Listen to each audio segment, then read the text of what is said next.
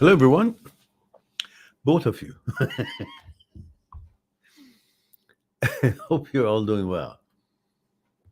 So my question is, why there's so many people on our live? Where did they hear this?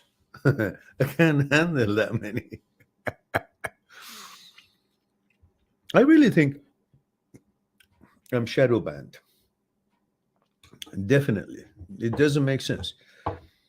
Even among my own subscribers, about 28,000, there would be at least 5 more showing up. But I think YouTube simply finds my stuff contrary to their narrative. That's my guess. Because it makes no sense. I've got so many videos, I've got so many live streams, and I respond to every question that is come as a comment to any of the videos. If I see them, I mean, I see them. If they go into I don't know, some kind of a file that it needs to be looked at, maybe I won't. But every single one of them, pretty much, I'm surprised. This channel should be crawling with people on live stream and should be at least a couple million subscribers. And I'm unanimous on that. So who do we have here? We have Thomas Joseph says, I'm free. Okay. Well, it's not a surprise. And then, what the fuck did you say? You called me that? Well, it's lucky there's a legend behind it. I'm not accustomed to that kind of a praise. But anyhow, I know what you're trying to say. You're appreciative for the fact that this thing has been subsided and behaving better than before. Well, you shouldn't have any doubt about it while you're going through a doubting disease, which is OCD subsets. But this is what OCD feeds on, your doubt. You just simply shouldn't give a shit about what kind of a thought shows up. If it's this or that, oh, that's not me, why is it here? Questioning and all that.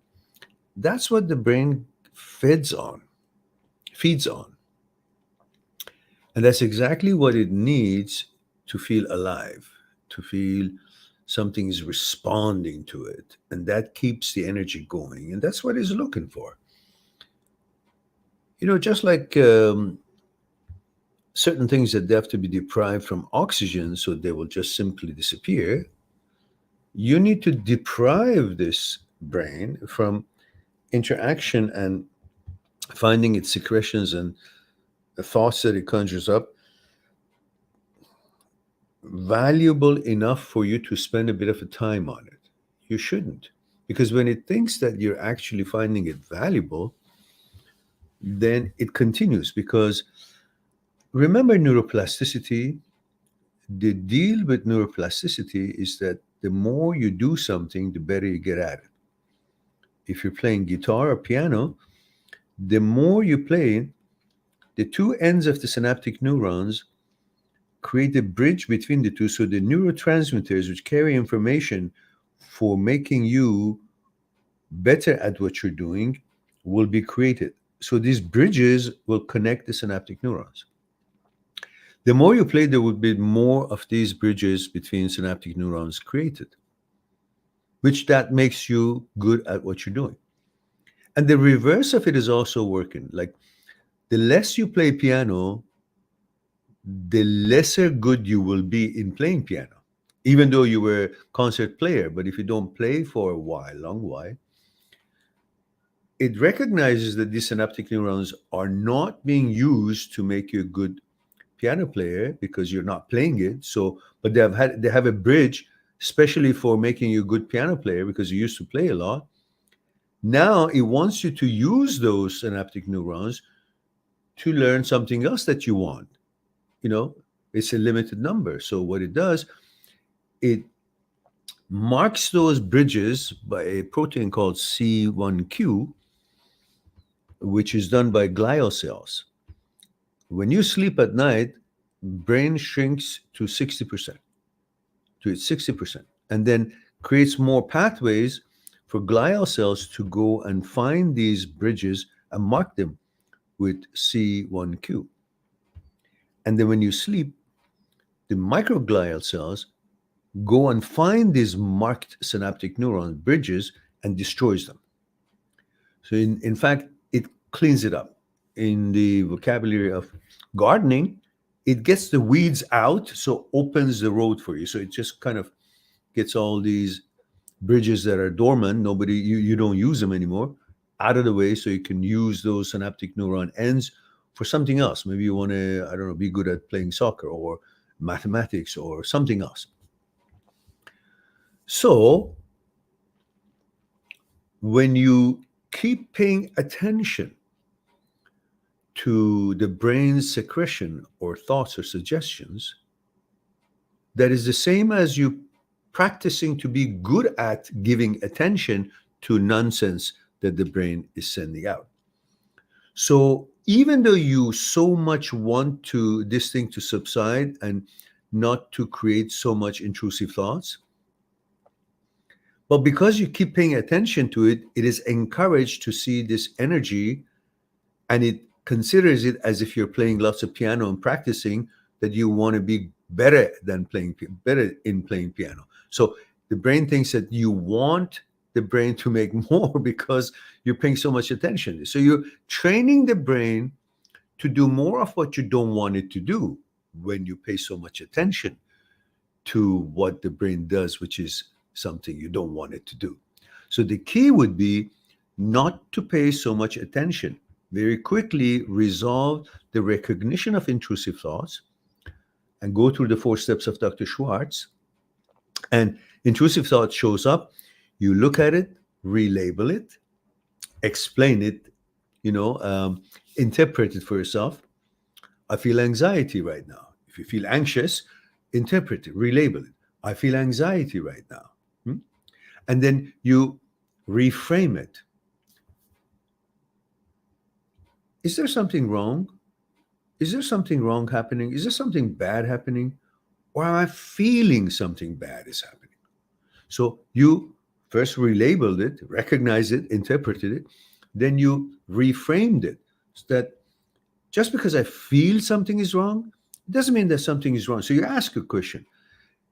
Is there something wrong? Or I feel something is wrong. I feel something is wrong. Because there's nothing wrong really, but I have that feeling.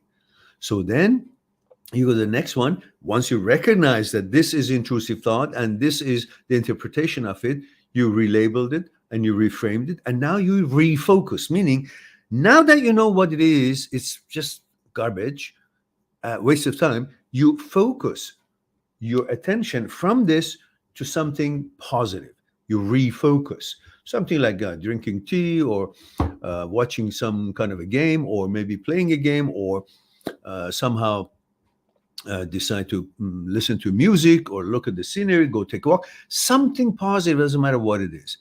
That's refocus. Then you reevaluate. It automatically, reevaluation takes place in the brain. And after a while, you keep doing this, you've created a mechanism that is automatically, as soon as intrusive thoughts shows up, does all these 4 steps before you even think about them, because you've trained it through neuroplasticity, and the program is back in there. And then that helps the caudate nucleus get back to its regular function, and everything else becomes less and less and less. And whenever any intrusive thoughts show up of any kind, you know exactly what it is. You don't panic. You don't be fearful of it. You don't give a damn about it. And you go through the steps as it is automatically programmed to do that. And you just handle it very easily, and you go about your business. And that's pretty much what you need to do. Instead of thinking, oh, I celebrate, it's not showing up. Well, who cares? Show up, don't show up. I don't care. Well, when intrusive thought of any kind shows up, now that you know what this is all about, it's a disorder, it's a glitch, just make fun of it and say, oh yeah, that kind of thought. I go, okay, fine, I know what it is. I don't have to pay attention to it. But when you start paying attention to it, you just strengthening, in reinforcing that being there rather than being dissipated.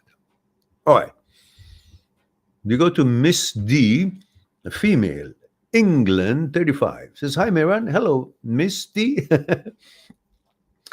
Says, thank you for all videos on OCD. Mine was very extreme. Went to countless therapists, hospital, etc. Oh, my goodness. Went into breakdown due to it still trying to overcome. Mm-hmm. Now, Misty says, I'm now at a stage that I say, yes, that's me to my mind, because I can't fight and try and explain to my mind anymore. I'm not what it is saying. Yeah, well, naturally. You see, I don't know, you've had so many therapists, so you might want to try me as well. Make an appointment with me on Skype. We'll go through it thoroughly, and I'll give you 2 hours instead of 1 hour, since you've spent so much money with the therapist and all that. So you make an appointment for an hour, I'll give you 2 hours, and we'll thoroughly discuss things that you want to do, and we can break it into 2 sessions if you want it, instead of 1, 2, unless we need the time. Anyhow, having said that, you need to realize that the fight, when you fight with the brain or anybody, it's an energy. Like, let me explain to you. I don't know if you guys can see this wall behind me.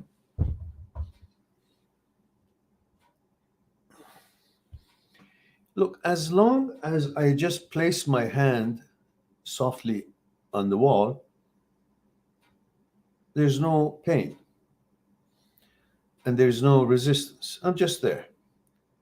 But as soon as I push, then I feel a pushback.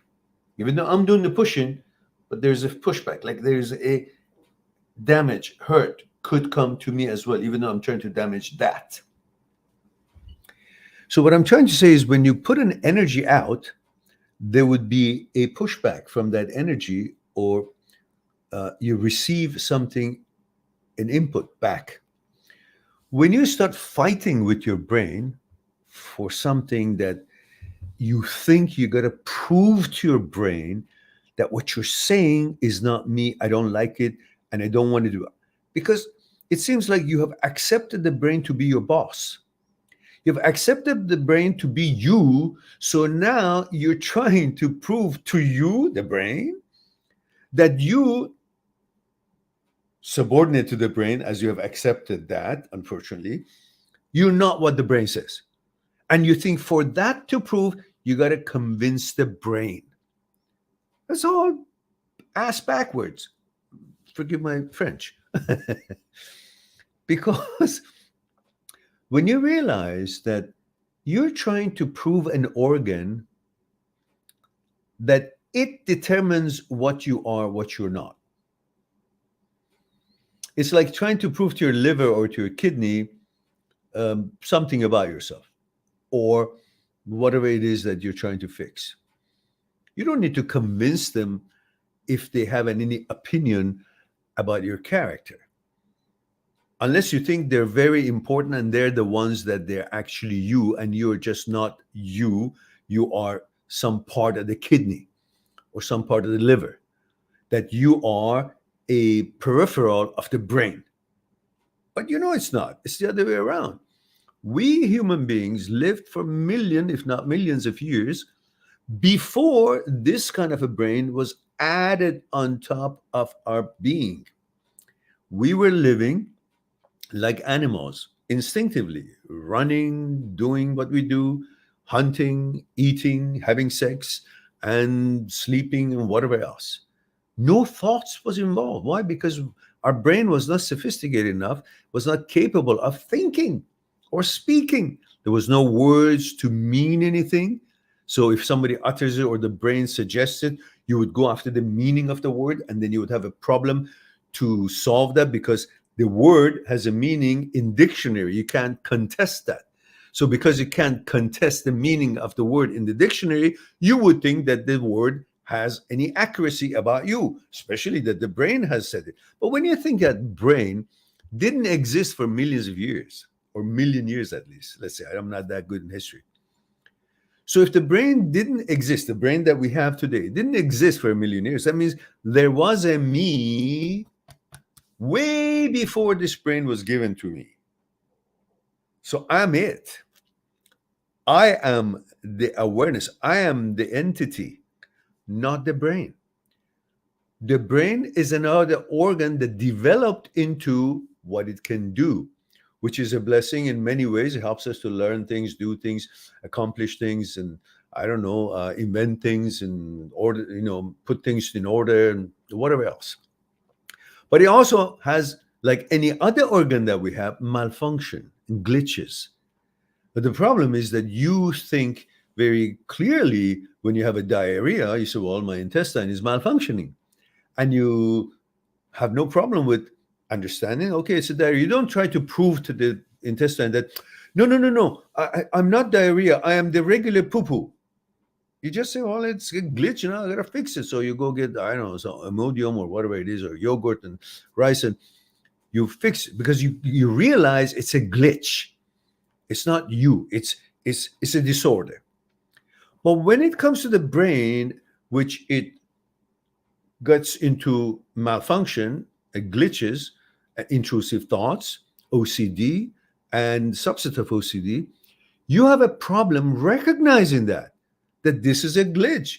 You go into all trouble thinking in order to not be what the brain suggests, as if the brain is the almighty.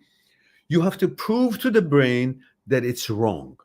So you get into a conversation, and this conversation, as I explained just a little bit earlier, creates more of a programming for the brain to make these intrusive thoughts. You should realize that you don't need to prove anything to the brain. You're the one who judges what the brain secretes, suggests, or imagines.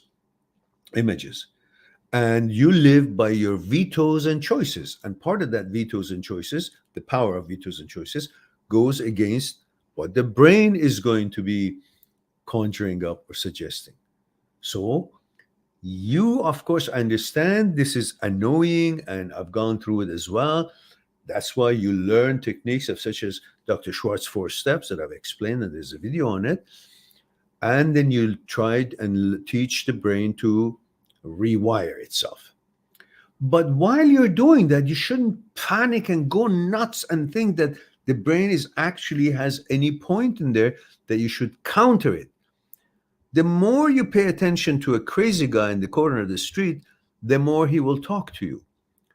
The less you pay attention, you pass by, he eventually shuts up because he says, well, there's no rise coming from there, and there's no reaction, so there's nothing else to say.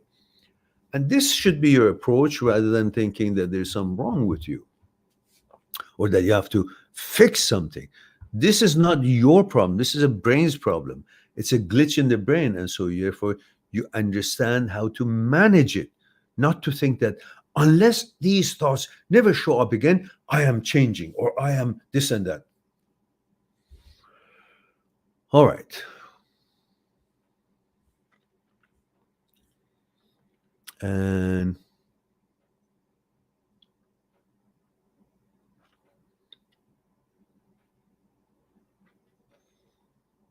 Thomas, you see what you're doing again?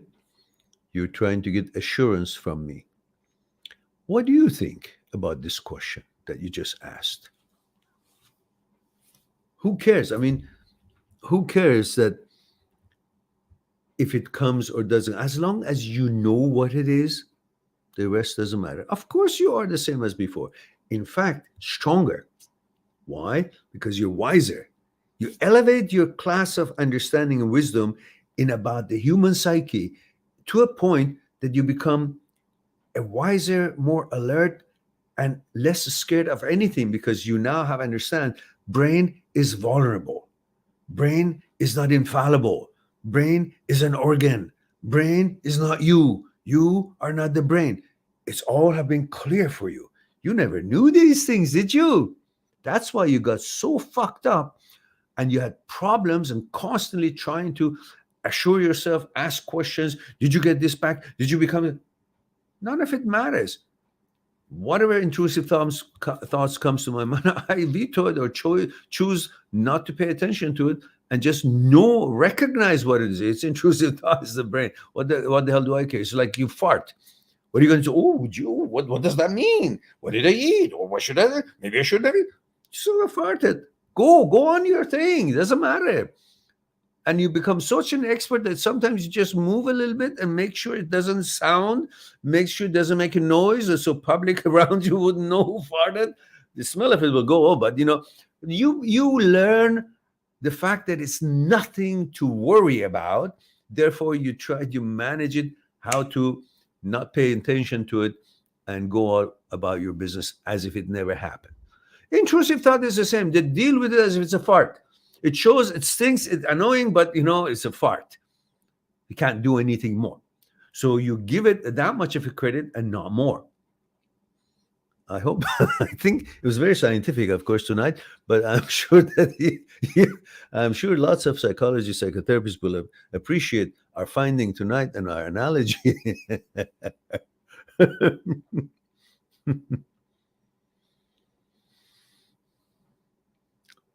Now, you're being stupid right now. Of course, as much as I love you all, but, when we're stupid, we got to... I mean, what kind of a fucking question is this, Thomas? Honestly, this is OCD.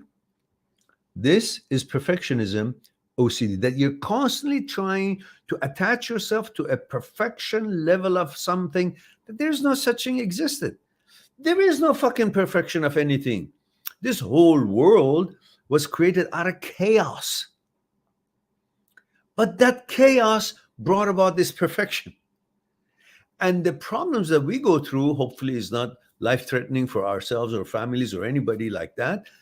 It makes us stronger and wiser so we can actually go through this journey of life more equipped. So these challenges, it's a learning process to learn about the limitations of this coconut up here. As simple as that. So stop asking such questions. Another question, will I forget the memory of the malfunction of the brain occurring in the future? Jesus Christ, I mean, you should be stupid to forget. You should be like, have dementia to forget. Why should you forget? Why would you want to forget? And why should you forget? What happened that you should forget? It's like saying, will I forget that one day I stuck my finger up my nose? Why? You stuck your finger and you got that booger out and threw it out and you wash your hands. Hopefully you wash your hands. That's it. So what's a big deal that you have to now be so far away from it? Will I forget this? Well, what happened? Well, forget what? You're making a big deal out of it, and you want to have this level of, oh, it never happened.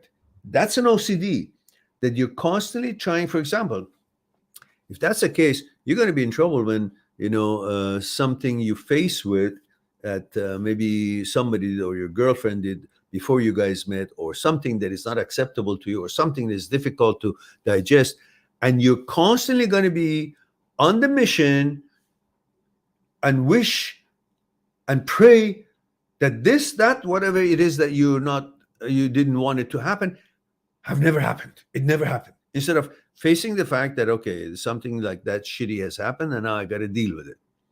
And now I have dealt with it. It's all done, perfectly handled. Instead, you're after, I got to do something that as if it never happened. You want to erase things. That's OCD. Otherwise, there's no value to it. This is life. The actuality of it, the events of it, you got to deal with it, and you got to become an expert in dealing with the shit that we go through in this journey. Would I ever forget that this asshole who's our prime minister have done so much wrong to this country? No. But it's really terrible.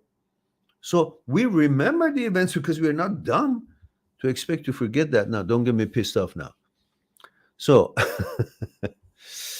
and Ash says,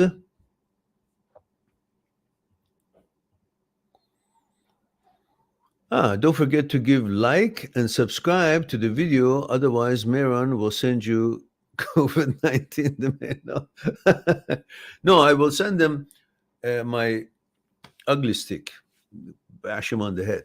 Yeah, please do make sure you click on like, and don't forget to promote the channel any way you can. Liam is here. Liam says, I was watching gay porn and a thought popped up that I like watching it because I got aroused. Well, listen, why are you watching gay porn anyhow? For what reason? Because you want to be assured that you won't get aroused. So, look, these are images which the brain associates it with sex, the sex that you are accustomed to, the sex that you like, which is with a woman.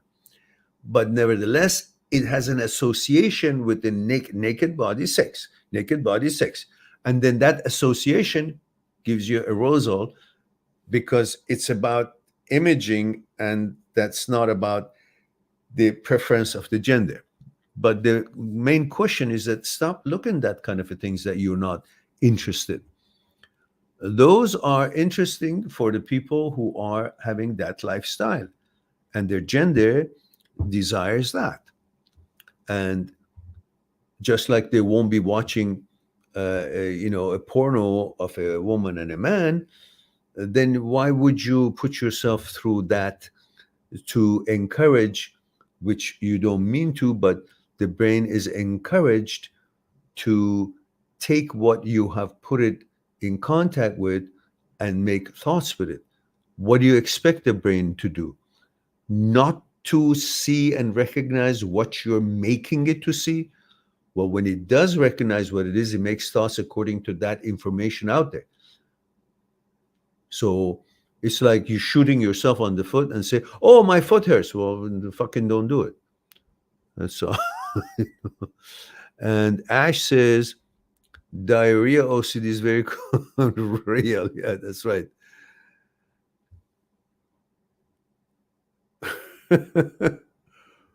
Yeah, Thomas, tell him.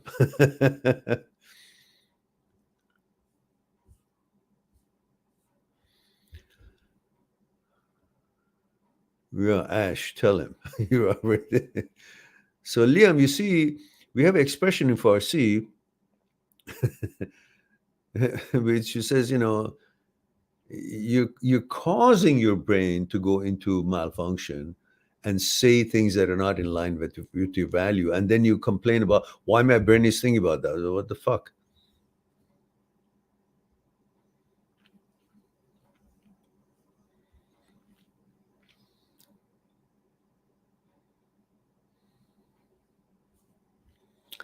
And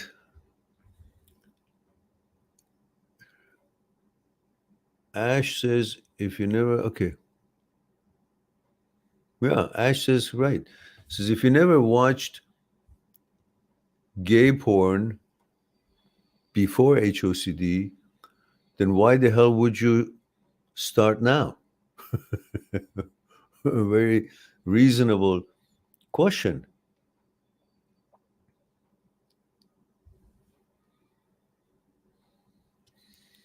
Is realize these are compulsion and stop doing them. There you go. You're looking for assurances. Say, oh, I can watch it. I dare it. I can watch it and nothing happens. And if it nothing happens, then I'm okay. If something happens, I get a rose. Then you're just creating all kind of these bullshits that the body is going to react to anything. You see, listen, you see two horses are fucking each other. You think you won't get an arousal? Because you're not paying attention that there's a horse fucking the other horse. The horse is fucking the mare. The brain recognizes there's a sex happening here. So for that reason, it gets arousal. Now, you're not going to tell, oh, because I got arousal, then I like to be fucked or fuck a horse. That's exactly what you're saying, because that is not in line with your values. I don't mean to demean any homosexual or whatnot, but this is the way I can deliver to you to see how stupid your thinking is. These things are all about the brain's association with sex. So if there are two horses, if there are donkeys, if there are sheeps, if there are two other human beings who have a different lifestyle, it will all could affect you in the same manner, because the brain associates that act with the concept of sex, but the concept of sex in your mind would be for you.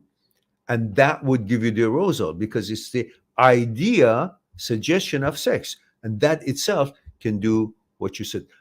Otherwise, then obviously you watch two horses and you think that you're horsosexual. Okay.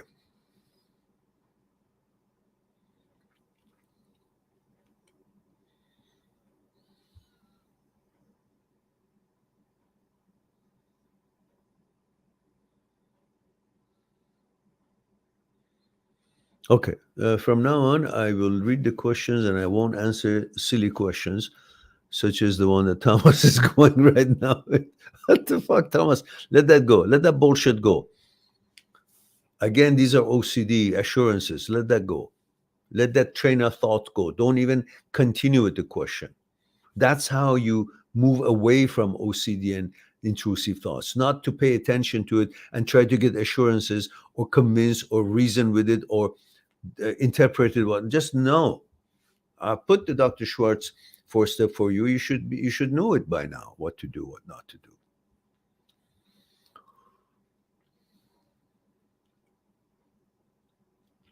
You are living just like before, even better and stronger, Thomas.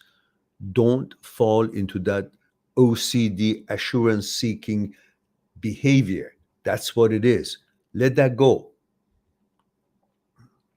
There's no difference. It's even better when you know, you're aware, so it can't fool you again. And Simple Jack is here.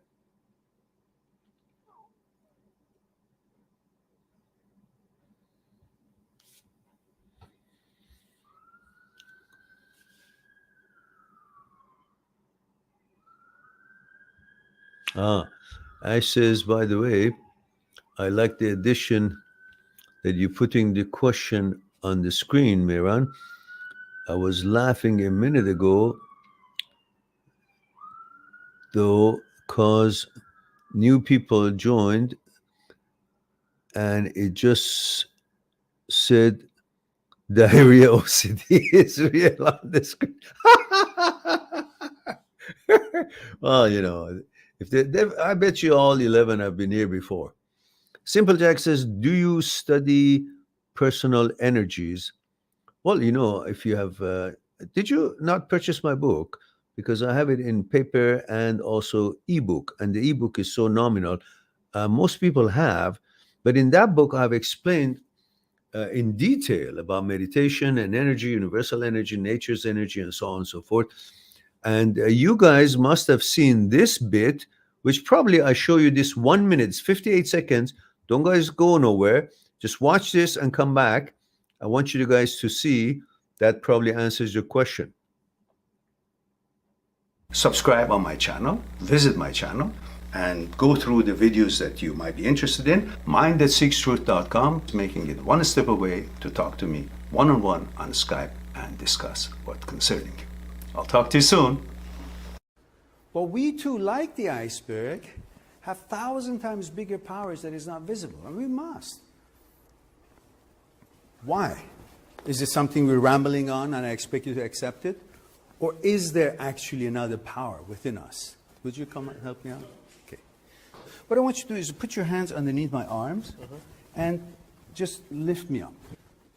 There we go. Okay, now, that's my physical part, right? Same thing. Again, with that. Just want to see if there's any difference. Go ahead. Now, go ahead. Now, this, go ahead, when you're ready. Go ahead. So you see, this is different than what he was doing, and I'm not really doing anything. You convinced? Yeah. So are you guys convinced that there is something other than, thank you. Thank you very much.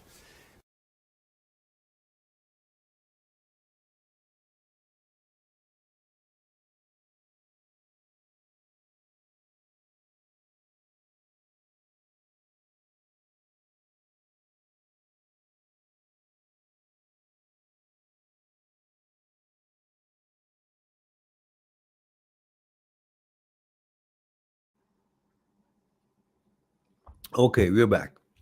So you can see that, yes, the answer to your question is energies are part of my life since university time. I taught Aikido for, I don't know, 30 years, somewhat,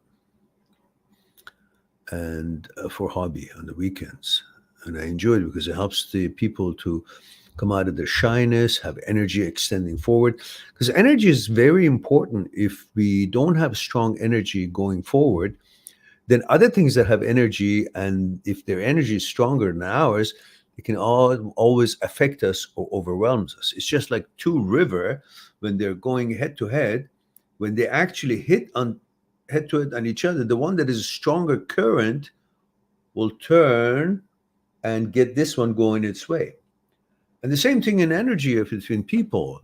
If you don't have strong energy, any Tom, Dick, and Harry that shows up influences you, and your mind is weak, your energy level extend. But when you extend energy outwardly, it actually keeps many things at a negative. You don't want it to come around because so powerful of flow of energy going out, it won't even come towards you because you create some kind of a triangle, this energy going forward to the end of the universe. So anything that wants to kind of in such a way affect you, it goes out to the sides of the triangle that you've created. It's pretty much a analogy of that sort can help you understand that the energy is going from one end of the universe to the other end of the universe, and through its travel, it passes through us from all directions, right, left, front, and back, up and down, and all between. Energy is traveling from all ends of the universe to the other ends of the universe. And in the middle, it passes through us, passes through our one point, a hypothetical point about 10 centimeter, 20 centimeter lower than navel. So that energy that is passing through, you can boost it and learn how to become one with it and extend that energy outwardly, so your energy would be so strong so the negative people's energy will not affect you, and you can go on about your day and so on. At least you have that mechanism going. And yes, Liam, that makes no, of course, exactly, it makes no difference, yeah. And Miss D says, OCD comes in images, thoughts, urges. Yes, correct. And Simple Jack says, second time you, oh, okay, all right.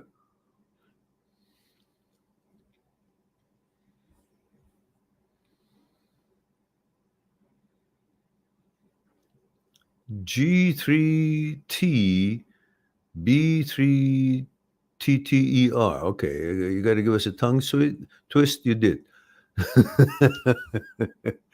It says, okay, guys, come on now. Don't abuse the system. You're supposed to be paying attention to the protocol. What is the protocol? Age, gender, where you're tuning in from. I got to know these things before I read your questions. Otherwise, I won't. Now I'm getting tough. So, G3T, I got to know your gender, how old you are, and which country, city you are watching this program right now. That gives me a little bit background about your cultural background, something about your age and your gender, so I can address you a little bit properly. So I'll get back to you as soon as I have that information. And we have E.T. says, hey, Mehran, what do I do about physical symptoms that started with the OCD thoughts, like tension, headache, or pain inside my head?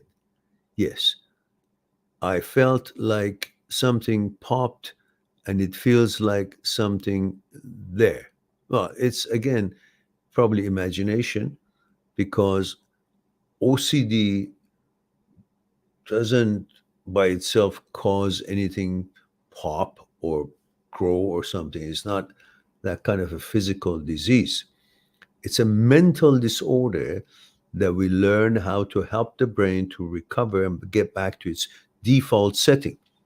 As I've explained before, it's a relationship between the function of amygdala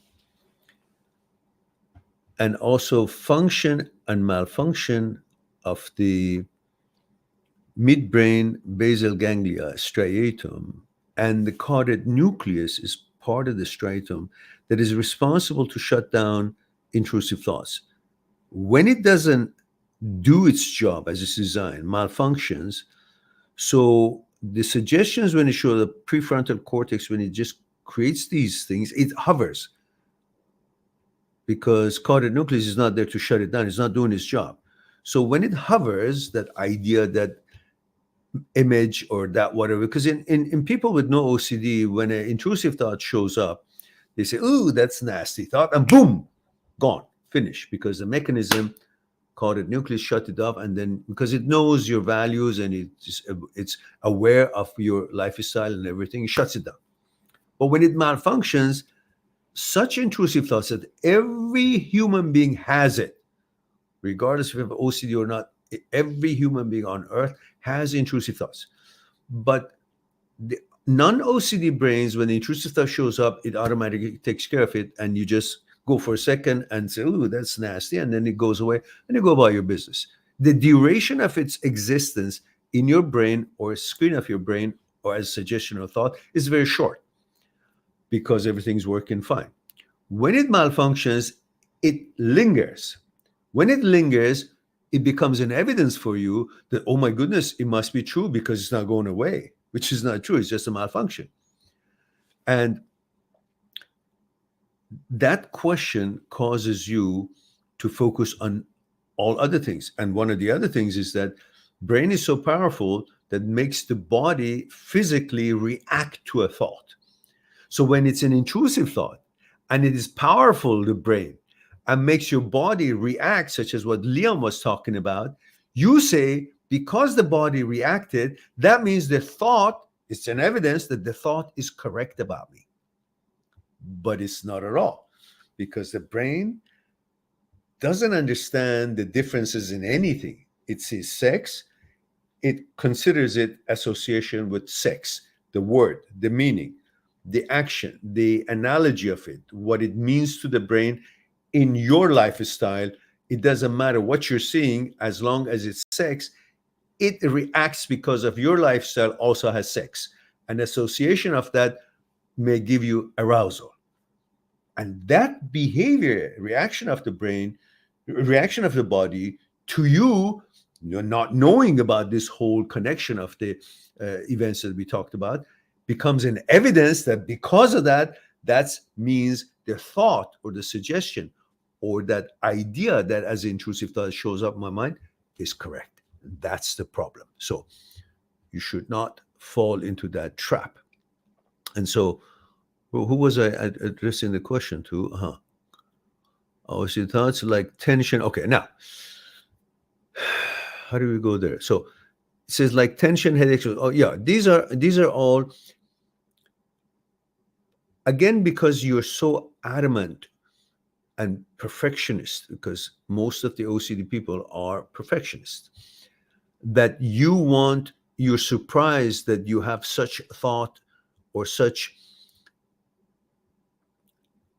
automatic behavior by OCD. I don't know what kind of OCD you have, that you end up, let's say, wash your hands, or put the light switch up and down, or having to switch things around. And these are all pain in the neck. I remember one of the things that I was doing was just fucking waste of time. For hours sometimes I had to do that. Not hours, but for a long time. Cleaning shit, cleaning stuff. I would pick up alcohol wipe or alcohol with some napkin or stuff and try to clean things like my car inside of it, because I thought maybe there is some kind of a bacteria or germ. And that was a combination of my responsibility OCD, because I was very protective of my family and I wanted to make sure that I don't carry any diseases to my home for my child or my wife get. I was careful to be protective of my loved ones. And that itself is a responsibility OCD. And plus the fact that, oh, it's dirty, it might give me that germ. So it would cause me to clean this thing back and forth. And it would take so much time. And every goddamn thing that was there, I had to clean it. There was a bag or it was a piece of equipment. That was cumbersome. It would take so much time. That would give you exhaustion and headache and pain inside everything. So the fact that you get all those headaches is not because something has gone wrong with you. Of course, you must always check with your doctor and get their opinions, because I'm not a doctor, and have them check and test whatever it is that they feel necessary to do, and you will feel comfortable, and that's the end of it. I used to go to the doctor too often for every little thing. And finally, one day, my doctor told me, it was a long, long time ago, says, look, there's nothing wrong with you. If you keep coming here, then I got to start charging you. Because, here we have a different system in medical bills and stuff like that. So what I'm trying to tell you is that these are all mental things that you need to feel you're perfect, you're okay. So whether it's for your own sake or whether it's because you want to be available to serve your family, so you want to be healthy, you want to be perfectionist, so you want to be good and everything. So that OCD causes you get a tension or headache, and then you attribute that, oh, something wrong with me, and then the responsibility OCD kicks in. More and more you become worried about it, and to the point that you're just exhausted. You don't feel like doing it. You feel depressed. You just want to sleep. And that shouldn't be allowed. You got to sort these things out and understand the fact that you have OCD. First of all, OCD people are in general are more intelligent class of people. Don't forget that.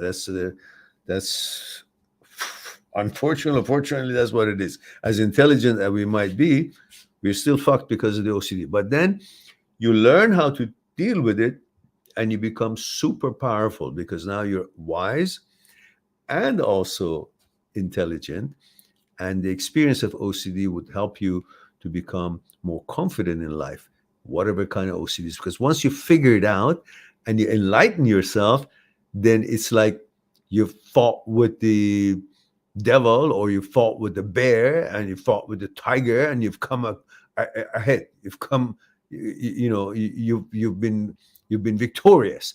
That gives you the kind of confidence that you can't get in anywhere. So many of us who have OCD or had OCD and dealt with it and learned to deal with it, and still, if it shows up, we are very capable of dealing with it. It doesn't freak us out anymore. We're more powerful and more confident than many other people. And that's how we should look at it.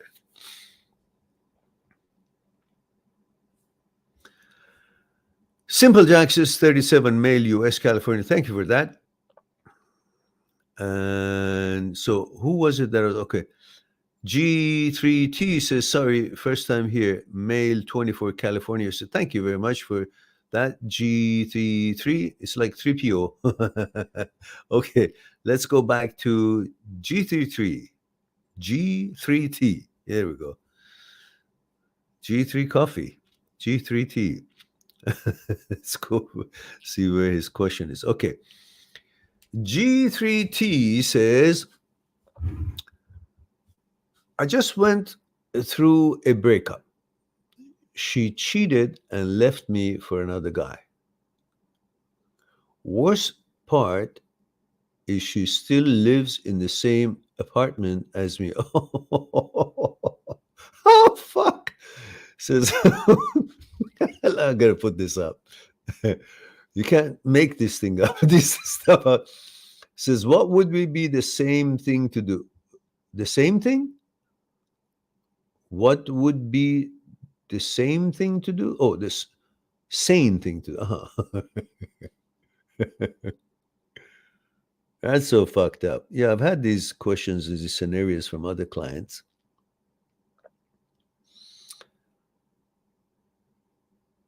Who's got the name on the lease? G3T. Who's paying the rent? Whose name is on the contract of the rent? And how long have you guys been together? And when did this thing happen? Or you may want to put them down. I'll get back to your question. And definitely, if her name is not on the lease, she needs to move out. If she's not willing to move out, you move out. You do not want to be there anymore. And I know you say, this is mine, this one, I might get some, I got to be nice, because, you know, we men love sex, and we may actually compromise our values just to get some. And that is the part that you need to be able to be strong enough to control your desire for pleasure. Because if you can't control your desire for pleasure, the desire will take you places for the sake of pleasure that is not in line with your values, just because it gives you pleasure and you want and need that pleasure. Life is about pain and pleasure, but you're supposed to be above it all. You're supposed to be the boss of that recognition that should the pleasure take the first place at the moment in my life, or should I not pay attention to this kind of pleasure? You should always remember, just because something makes you feel good, it's not necessarily good for you. So you have to make sure that what makes you feel good is also good for you. For example, I understand people who are on drugs obviously makes them feel good.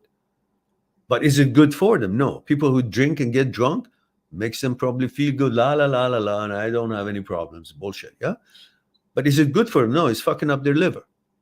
The smokers, they say, oh, yeah. But is it good for them? No, it's going to, fuck them up, possibly. So anything that gives you pleasure, makes you feel good, you got to make sure before you commit to it or attempt it, that it is also good for you. Only pleasures that are good for you, not the ones that are not. So, for example, if you feel that you might want to get some, or she might just, lay in bed and you just, I can forget it, because you get horny. And then at that point, all your values are out the window, because your dick is up, brain is empty of blood, it's all there, and you can't make a judgment. And she's beautiful or sexy, or you just want to, conquer her as she was yours, and you want to reconquer her, because that's how we men think. And for that, you're going to compromise your values. Then you're going to have sex with her, but then you're going to feel shit about yourself that you caved in and you're so fucked up that you couldn't make the right decision, and she won't. She cheated on you, she slept with another guy, and you're still sucking up to her. That's not a good feeling. You need to be strong enough, powerful enough to put your desire for pleasure away and put yourself and your standards and values, expectations ahead of everything else. Strength and honor. And then, according to your values, you protect those values. In other words, you say, I don't give a shit if she looks like Raquel Welch. That was my time, one of the most beautiful, sexiest girls in my life. And then she's still very good looking. So you will not give in to that, and you will respect yourself more. So you gotta ask her to leave, or you leave. Be a man, be a gentleman, and let her be there. But sever that roommate bullshit, because eventually you're gonna fuck up, you're gonna get horny, and you're gonna forget about it, or she may want to reconcile. It'll never work. You will never forget it, and it always haunt you, and you would have to compromise in your own mind, your values. It'll always be behind your head, and you're always gonna bring it up, and it's always gonna be a fight, and so on and so forth. But it will be a future fight, which then she'll end up thinking or not realizing what it is for. She'll just think that, okay, you're just an asshole. But they won't recognize that what they've done is something that we men cannot accept. It just doesn't work that way. And you want to call it toxic masculinity or whatever the fuck you want to call it. I don't give a shit. But we are men, and we have certain standards, and you got to protect those standards and live by them, even if it to the cost of your desire for pleasure and not fulfilling pleasure. Doesn't matter. Beyond everything else, your mentality, what makes you comfortable, that's what's important. All right, so protect that and ask her to move out. Let's see if you've answered those questions. And G3T says it's a joint lease. Both our names are on it. She originally did ask me if I wanted her to move, but I made the exact mistake you mentioned. Oh, fuck you. I've been living with her for 2 months now. You're going to let her off the hook, not by the fact that you have to give any punishment. No, just the fact that you're tolerating that. You should have asked her to move right away. That's the end of it. She can go where the fuck what is that she was fucking away with. She can go live with that guy. But you protect your masculinity and your standards. Women who can manipulate you will not respect you. The fact that you accept this woman who is in a school with you, who is your fucking roommate, living with you, went and fucked with another guy and came back, and you actually didn't, mind it in a way that you're still living with her, she knows that you're a pushover. She'll never respect you. She will never fuck with you, even if she has done. It's just to keep things as it is. But in fact, she doesn't think of you as much. And sometimes you need to tell your woman no, in order for them to understand that there are certain expectations and standards here. Just because they're pretty or we want sex, we're not going to bend over and say, okay, whatever. No. And that gives you the character that you need.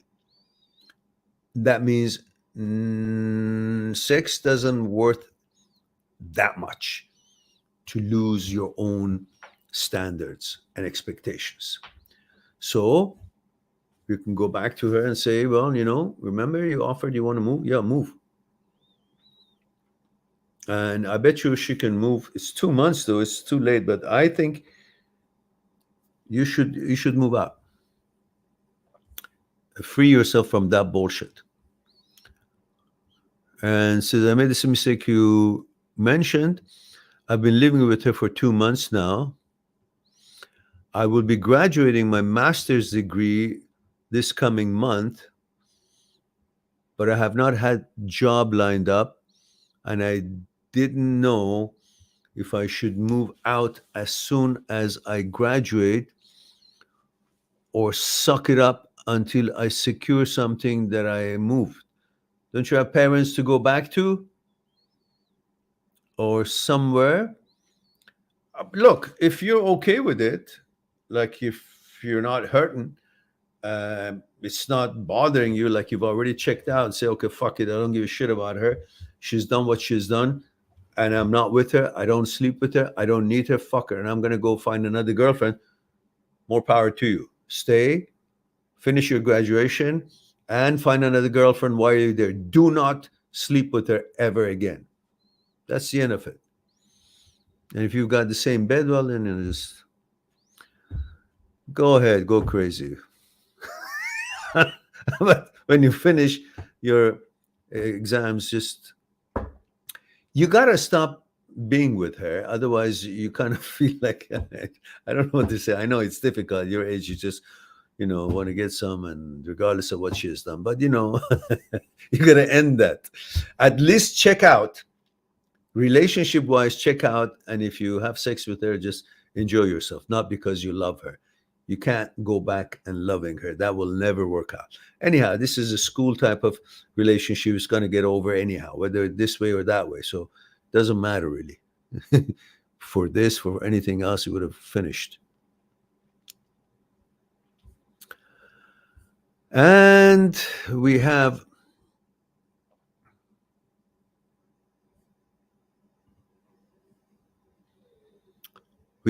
Otto Gipko. Oh my goodness, you haven't been around for a while. It says male 54 Canada. Yeah, I remember you. Eh? Yeah, that's right, Canada, eh? Says Raquel Welsh passed away early. Oh, did she now? Oh, the love of my life. This year, and she certainly was, wasn't she? Wasn't she? Even at age 50 or 55, she was hot like hell. She was she was so sexy. When we were growing up, Jesus. All those movies, at the time, the movies are not that revealing, but just a little bit of revealing that in Western movies or whichever movie she had, unforgettable. Anyhow.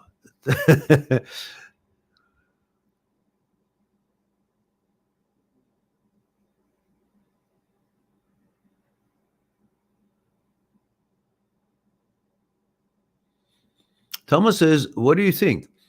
I want to have sex, but for religious reasons, I haven't done it. And I want to know what it feels. What religion are you, Thomas? And G3T says, I have not talked to her for 2 months. We've been living together. We have separated rooms. Sorry if that was not clear. Yeah, your description of the question is so fucked up. You should have said all that at the beginning. Waste my breath. All right, I'll charge you double charge. We've been living together. We have separate rooms, and I'm sorry that it wasn't clear. Okay, so do you still think I should ask her to move? It's too late now. It's, you can't just now be a pussy. You said nothing to her, don't talk to her, just don't give a fuck. You should just check out in your head about that relationship. So treat her like she's a roommate, don't give a fuck, do your thing, bring a date, but she cannot bring a date there anymore. That's it. If she does that, she got to go out. And you don't bring a date there either, but go and find a new date and start going out with that girl. Not just anybody, somebody that you find you like. This one is over. And, the question is simple. Why would you ever want to go out with a girl that has already been with you and has cheated on you? What? You wanted to do it again? It's already proven to you that she's not abide by certain principles that is necessary for a relationship to take good roots, strong roots. So that is your lucky day, because you could have gone and maybe end up together, and then she would have done this. Obviously, she's hungry for some experiences or whatever the shit it is. I don't like the fact that when people are in a relationship, they still go fuck around. I don't like that. Either don't fucking get in the relationship or be loyal. You want to get out of it? You want to sleep with somebody else? Break this up and go with whoever the fuck you want to go. Pardon my French tonight. I have a very smooth way of spilling this out. I think it's my own frustrations coming out of different things in life. For example, the fact that we have 11 people here, we should have 1,100 people on my live streams. tell me that you guys actually get this kind of information somewhere else. You don't, do you? So this channel is second to none, but nobody sees it. That's why I use the 4-letter word. I'm just in the mood. So shut up, every one of you. Let me have my tea. God damn it. Doing all this research and knowledge, and look, 11 people. I appreciate you all, though. You're most important 11 people, though. I have to say that. All right.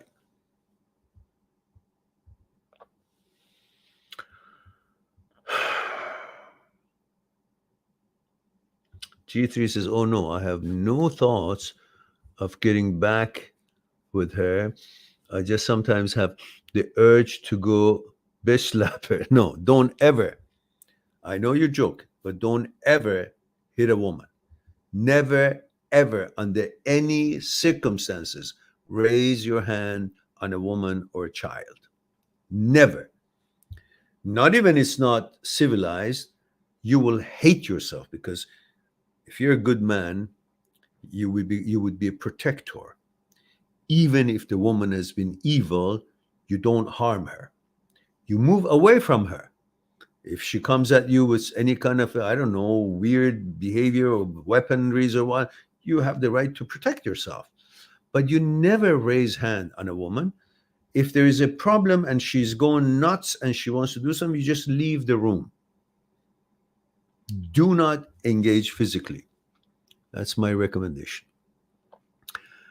And Eddie Hyams says, hello, sir. I have a girlfriend, congratulations, who have 2 kids. For me, from you, or for you? Would you please clear that up? But first, let me know your age, gender, where you're tuning in from. If you will, please. Eddie, you've written a novel here, haven't you? 1, 2, 3, 4, 5, 6, 6 parts. All right. Might as well go make an appointment on my site, and don't charge so much. So don't abuse the live stream, guys. Don't write me a whole life story for free. No, I'm just joking. Nobody pays here anyhow, so fuck it. I'm in a goofy mood tonight, am I not? Hang on, please. Watch this. I want to get some chocolates, because obviously, I mean, nobody gives a damn. No, there's no service here, so just watch this and I'll be right back.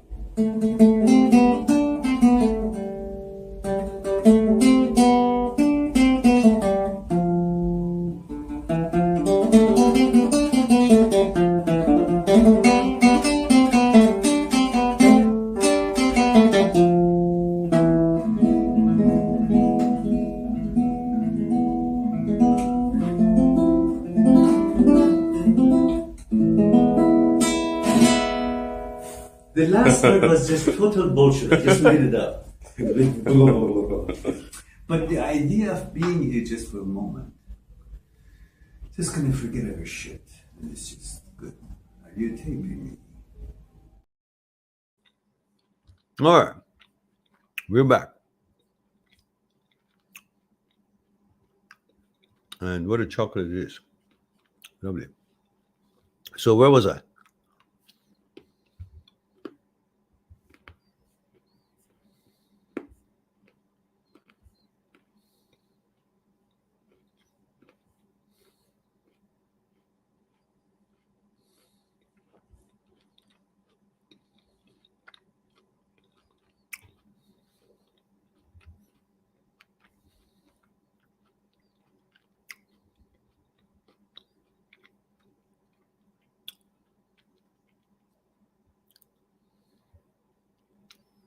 All right.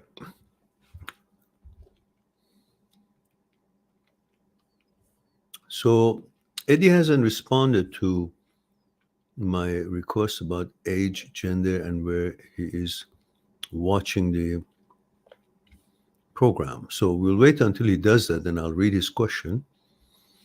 So now we go to next one.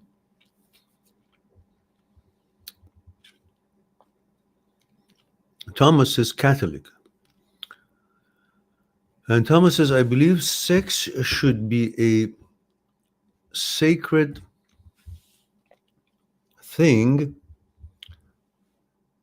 Love, reasons, not just lust, a full purpose, and to do it with someone you care about. Yeah, okay, that's fine. And how old were you, Thomas?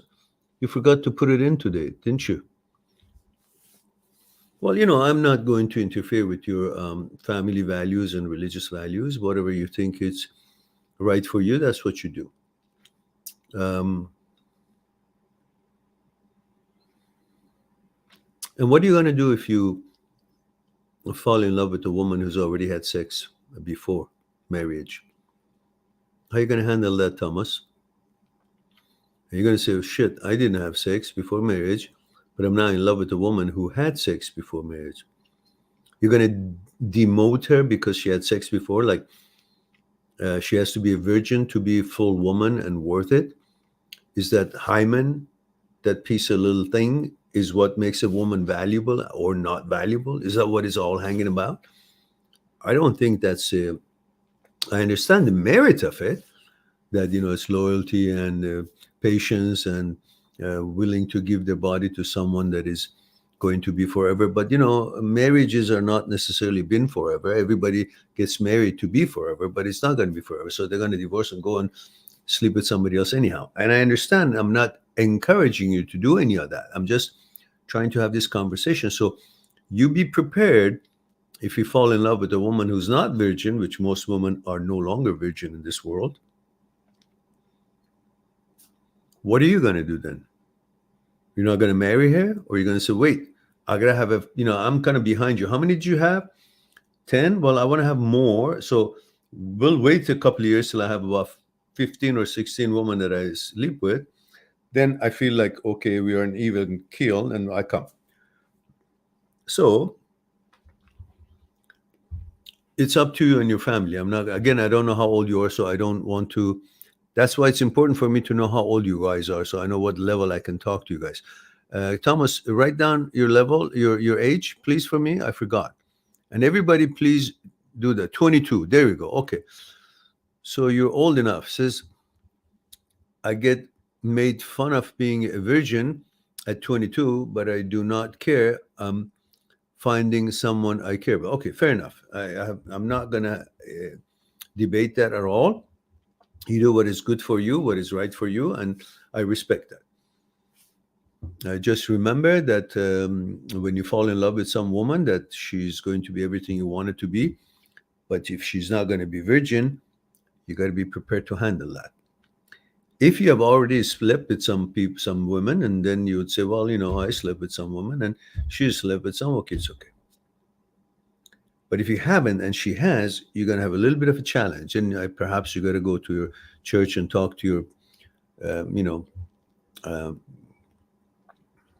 ask for guidance or whatever your rules are, or discuss it with someone. Because I don't want you to have this thing on your head when you get married with someone or you find someone that you love, that you say, what the fuck, I didn't do anything, but she's already done it. So what am I going to do now? How am I going to love her? Because if this is the standard that you go by, you're going to have a hard time, dealing with that. So, but then again, I do not want to encourage you to do this or that, because, there are all kind of lifestyles and beliefs, and you got to stick with what your preference is as far as these sort of things. And that's the end of that. But that's my 2-bit. And G3T says, I'm having a problem with getting someone new. Of course, you're living with a woman. Nobody's going to look at you because they think of you as an item. They don't know that she's fucked around and you don't want to have anything to do with her. So I feel like I'm still recovering from this self-esteem and confidence damage. No, you don't have anything to recover. She's the bitch. There's nothing wrong with you. She's the one who betrayed the relationship. What confidence?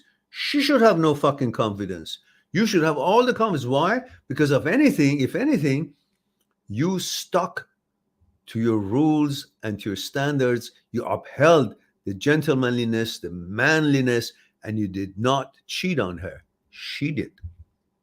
So she's fucked up. You've got all honor written on you. No problems. So your confidence level is through the roof. Because you have to understand your value is much higher than her or any other woman that you're going to meet because you have stayed true to your commitment. You have no confidence level. I mean, no confidence level problems. The problem was missing. She is the one. So look at it properly. And says, esteem and confidence damage from that betrayal. What a good gauge to know I'm ready to go out again. Was it a good gauge to know? No, I told you, you have no problems. You're full of confidence. You should be full of confidence because you did not fuck up. She has. So she is a bitch and you're in clear. A gentleman and a manly man. That's it. So also, thank you. I appreciate you taking your time to share your advice and wisdom. You're quite welcome, G3. Go live your life. The world, the universe did not open its ass and she fell out. She fucked up, no longer deserves to be with you. Appreciate yourself. Don't sell yourself short. All right.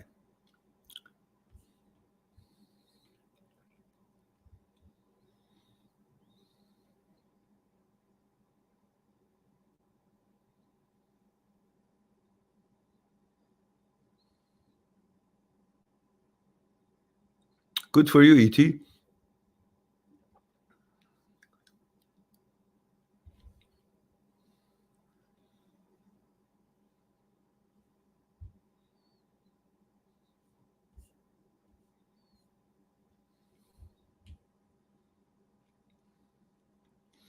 James Skinner is here. Says, quick question. No. Age, gender, where are you tuning in from first, James? Then I'll read your question. It has to be the first line, guys. First things you say in your question. Age, gender, where are you tuning in from?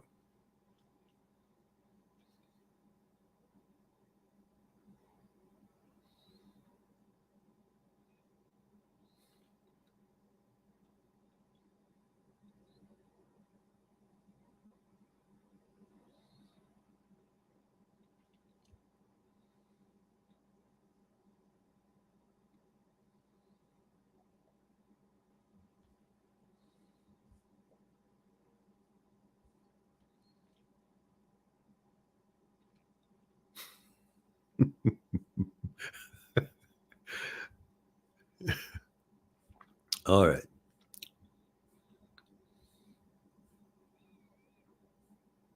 Okay, Eddie hasn't responded to my question. Perhaps he's not here anymore. So, unfortunately, unless I know that information, I can't really guide myself to know who I'm talking with and how old, what level I should be discussing things with them. So I need that information. I'm sure you all understand. G3T says, the way you put it, where I shouldn't have any confidence issue since I wasn't the one who fucked up, is actually very eye-opening. Yo, you open your eyes, goddammit. What are you doing? You blaming yourself or you're taking responsibility? You have confidence level? The bitches have the confidence level. Why should you have confidence level? You have all the confidence in the world because with every fucking thing that was going on, you stayed true to the relationship. So you're the one who didn't fall off the beam that you were going on. She's the one who fell off. So what's a shame for you? It's for her. What's wrong with you guys? You guys got shit in your heads? You won't even get the ugly stick and beat the crap out of you guys? All right. And says, I always felt that it was my felt that it was my fault. Your fault, yeah. Since I couldn't keep oh fuck, oh, Jesus.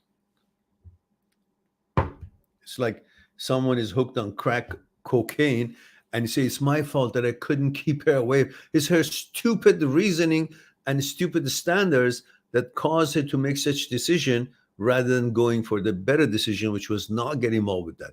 So it's got nothing to do with you as a roommate or as a family friend or whatever it is that you should have kept her away. It's not your responsibility. She's an adult. And she had the same opportunities that you had. She fucked up, you didn't. Not your fault. If she's of low value and standards, why would it be you? Men like to blame themselves that, oh, the reason that she went and fucked another man because I couldn't keep her satisfied. Bullshit. 3 out of 4 women never get orgasm. So if she didn't get it or whatever, it's not your fault. It's just the way they are. So you just do your best as you can. And if there is no love there, she just wants to get fucked, she better go get a vibrator, because nobody's going to be able to make her have orgasm every time they make love. Just a fact. So you shouldn't blame yourself if you think that, oh, she did that because I couldn't keep her. What do you mean? It's got nothing to do with you. She's just a bitch. That's all. Face it. Say it for what it is. Stop giving special treatment to women who don't deserve it. If a woman is loyal, caring, unselfish, with high standards, educated, responsible, reliable, credible, then you do everything you can for her and you let her put her feet on your head. And not really, but I'm just saying. Meaning you appreciate her, you adore her, you take care of her, you protect her, you do whatever you can. You provide for her if it needs be. That's the woman that is worth. But if she's deviating from her responsibilities and her oath, her commitment, why the fuck should you be thinking it's your fault? It's her lack of morals and merits. So don't sell yourself short, and don't let the women who treat you as if every fucking thing that they do is your fault. You're an adult, make a decision. Why should it be my fault? Then if you're an adult, you will take responsibility for whatever you do. If you're not an adult and you want me to take responsibility for whatever shit you do, then don't consider me and don't expect me to treat you like an adult, because you've already proven that you don't want to be an adult. You want me to be blamed for everything that you do because you consider yourself not an adult. So then if I don't treat you as an adult, don't respect you as one, don't tell me that I am this and that, or I'm a feminist. Yeah, feminist means what? To go fuck with other people to prove that you're what? Equal? Is that equal? Is that being equal to men? Is that how you want to be equal? Why don't you go to wars? Why don't you build roads? Why don't you build plumbing? Why don't you construct? Why don't you go to earthquake when people are hurting and go and help them? We men do these things. So we have a real strong place in this world, and we have a great use. Everything that we do is for women, and women cannot live without our contribution. And we cannot live without women's contribution. That's for damn sure. But the fact that these feminism have these bullshit ideas that they don't need men to live, that's garbage, because everything that you're enjoying is built by men, at least 80% of it. Women can do anything they put their mind to it, become best doctors and surgeons and lawyers and whatever else they put, the pilots, whatever they put their mind to it. That's beside the point. That's equality in that way.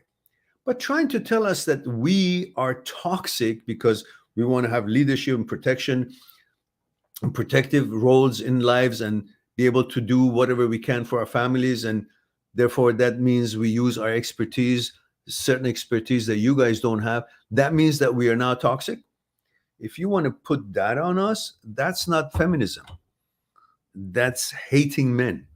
Feminism is about being equal, being strong, being educated, being productive, being leader in many things that you can be leaders.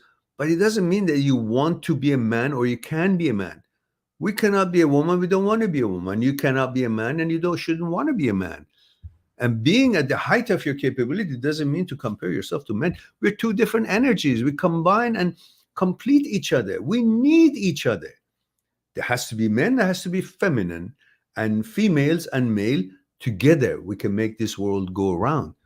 But trying to portray that you are better or worse or the same, no, we're not the same. We're different. Different abilities, different expertise, different energy. And that's the way it should be. So the rest of it is bullshit.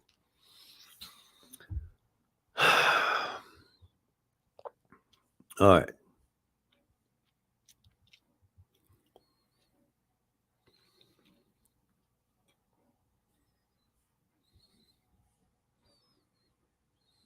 James says, sorry, I'm 21 years old, male, and I'm straight. Okay, thank you for that.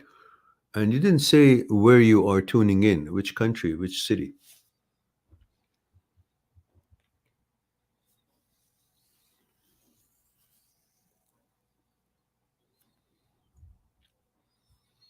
And Thomas says, do you still feel like meeting someone now, Mehran? What do you mean? A new girlfriend? Of course, why not? I love women. You know, that's definitely. But you know, the older you get, the more sophisticated you become. And it's not easy to choose someone who doesn't have the credentials that could complement you. And when you're older and you've made something out of yourself, or at least you think you've made something out of yourself, you can't simply go out with hoodlums or somebody who doesn't have enough proper education or mannerism or so on. You know, it just won't last. It may be attractive at the beginning, but then when the communication bonding on the consciousness level is not going to be possible because you're at different stage of life or game or experiences or manners or morals and compatibility, it just won't work. So that's why it becomes more difficult to find somebody in shape, fit, educated, kind, unselfish, mannerism, being good, this and that. It's just not that easy. And, you know, so that's, otherwise, yes, of course.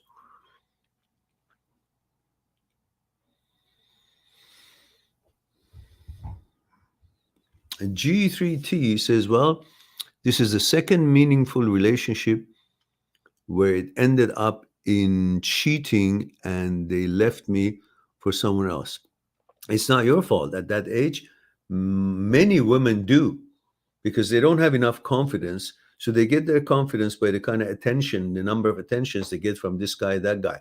How many people are after her? How many people want to fuck her? That's how many girls these days get their confidence. But that doesn't mean that you were incapable to keeping her. It just means that she had shortcomings of confidence and she had to deal with it by going out with here and there, letting other people fuck her to feel, oh, she's valuable because other people want her. That's their shortcomings, not you. That's a reflection on them, not you.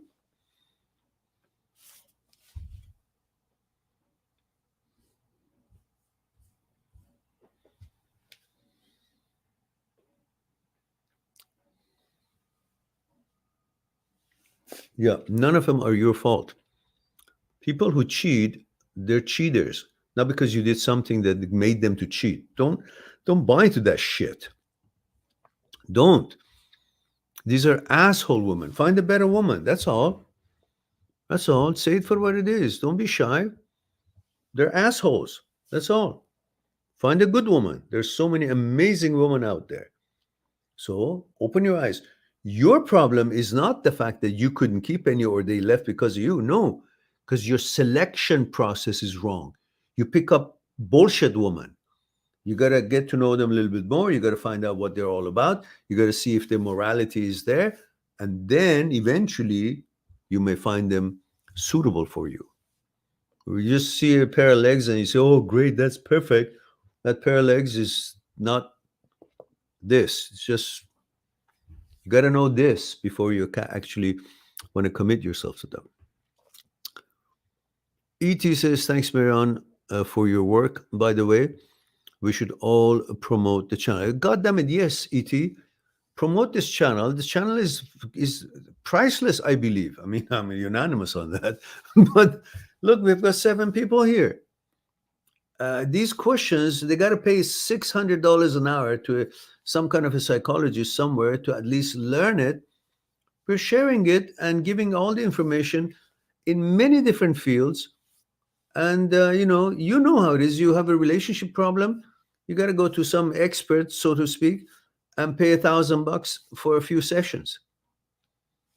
And in this channel, we have 3,000 videos discussing things from breakups and thoughts, consciousness, fear, desire, ego, inner movement of the psyche, OCD subsets, and all these research and information. And where is it? If people want to learn something, they got to find it, but we're not found. So promote the channel as best as you guys can. I appreciate that. Because if the channel really doesn't make enough people or doesn't have enough subscribers or enough money through being known and having exposure so people can know that such service exists, they go and on my site and then make an appointment, or they have so many subscribers that the channel makes money because the advertisement and all that, it will eventually die because it wouldn't worth my while, because this is what I love to do. But if it's not going to make any money, then I got to do it as a hobby. And hobby doesn't make my plans come together as I invested on it. So this is 13 years of research and study and development and my experiences, and it's available for everybody. But I need the support of more subscribers. So for that, we need more exposure so we can reach more people and help more people.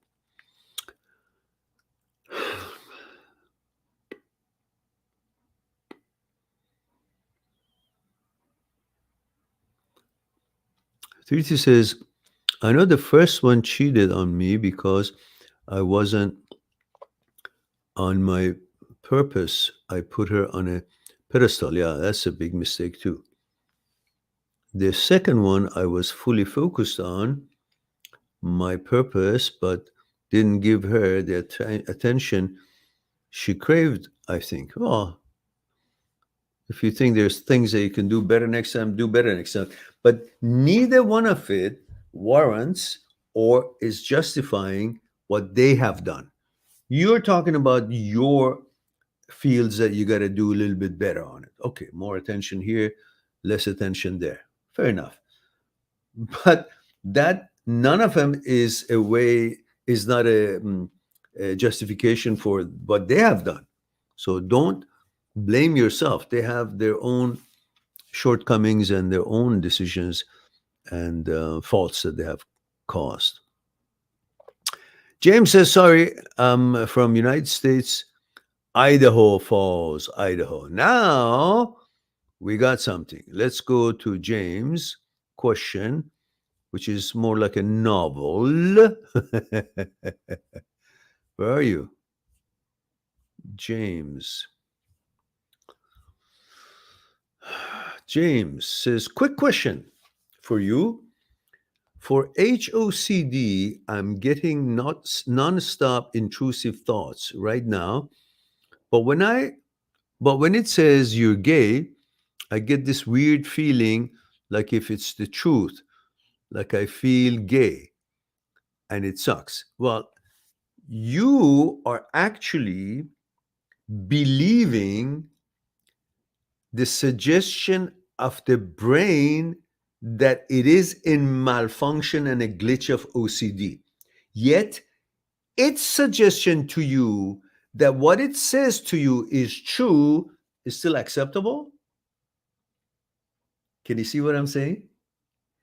You are interpreting what the brain's suggesting and making a decision with the broken brain about what the broken brain has suggested. And you consider the suggestion of the brain about how you feel accurate, even though that's the same brain that is broken and has suggested the thing that is not in line with your lifestyle. And it's not your inclination. The HOCD brain, in the glitch of the HOCD, the brain in the glitch of HOCD, suggesting to you that is gay. And you say, it feels like I am gay, while that feels like I'm gay is also decided and suggested to you by the same brain that is malfunctioning and suggesting to you that you're gay. The same brain is interpreting and giving you a feeling and telling you that this feeling is correct. It's all the same malfunctioning brain's job. You can't understand and accept any of them. Neither the suggestion, nor the interpretation, or the evidence of any kind. The brain, when it's so powerful as in the glitch, when it suggests something, the body reacts to that thought in feelings or in physical reaction. That feeling or physical reaction, which is a result of the brain's malfunction and suggestion, is not an evidence that the brain's suggestion of that, whatever it was, is correct. It's still a malfunctioning brain that is causing all these commotions or these results, physical or emotional. So it's like you have a gauge to check the air in the tire of your car, but the gauge is broken.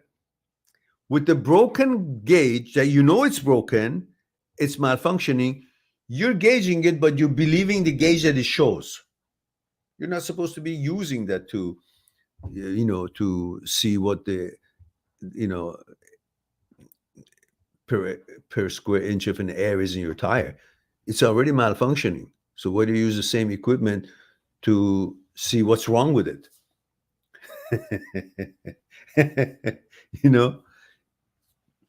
All right. So,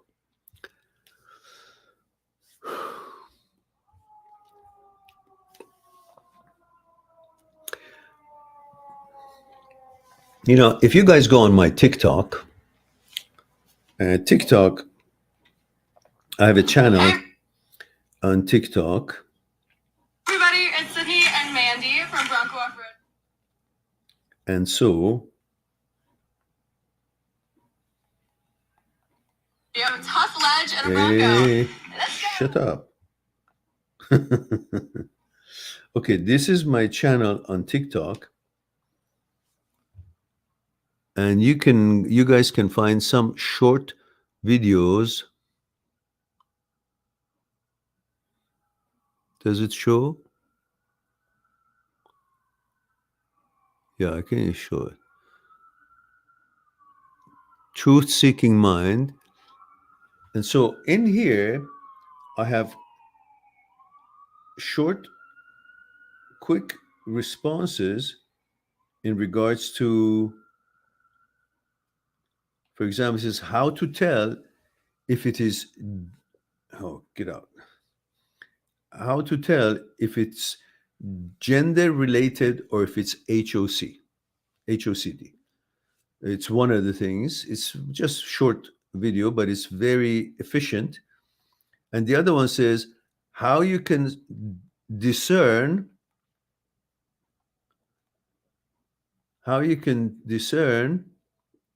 intrusive sexuality and HOCD. And the other one says how to tell between the suggested sexuality from your brain and HOCD. These are all short videos, but very, I've cut them from the longer videos on YouTube, and then it helps you to come to the point right away and see the point that I'm making. Kind of helps you to say, oh, yeah, Jesus, what am I thinking? So,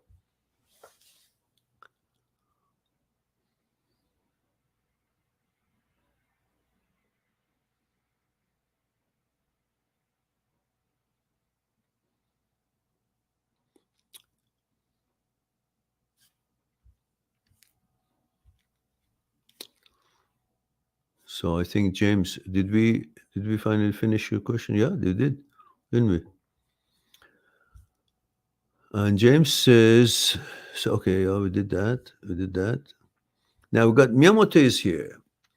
Miyamoto says, I was addicted to PMO?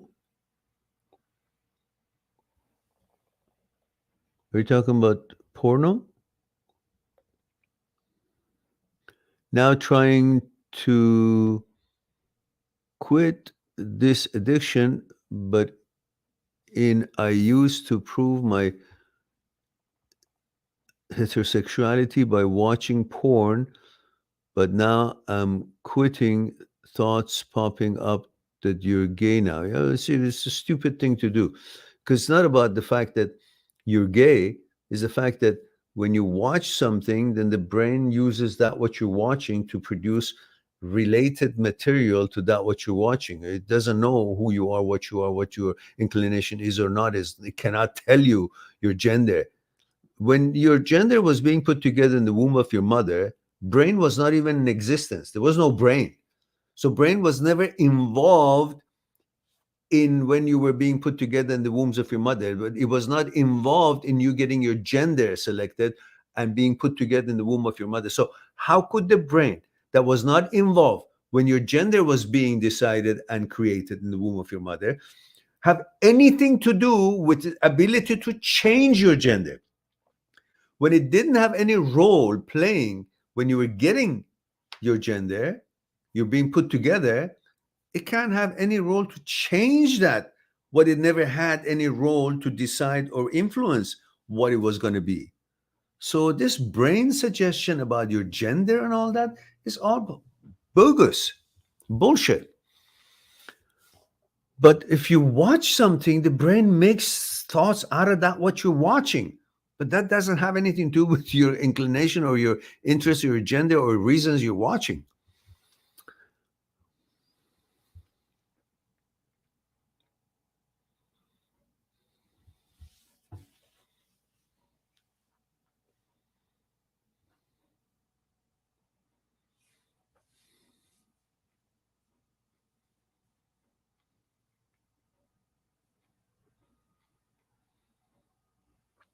Yeah, well, they're so stupid to say that about Miyamoto. Miyamoto was one of the manly men. He was one of the strongest samurai in the old Japan's history. So what bullshit is that? Why, your mind is so weak that you even accept the bullshit that these people say when you goddamn know who Miyamoto Musashi was. There was no more stronger samurai than that. So what are these people saying? Whatever I say, you get affected by it. See, that's a part. In OCD, the brain becomes more easier to be manipulated by suggestions. When you have OCD brain, when somebody suggests something, you believe their suggestion versus the actual facts or your own beliefs and your own experience and so on. It affects you. That's because of the OCD brain, not that they have any merit in what they say. Because if they really knew shit, they wouldn't even dare to say that about Miyamoto Musashi. Miyamoto Musashi is the biggest, most famous samurai in the old Japan, no more manly than them. What the fuck is he talking about?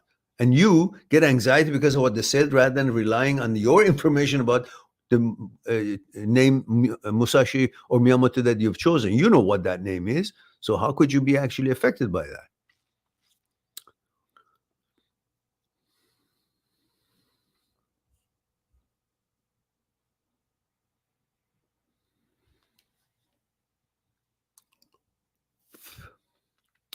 All right.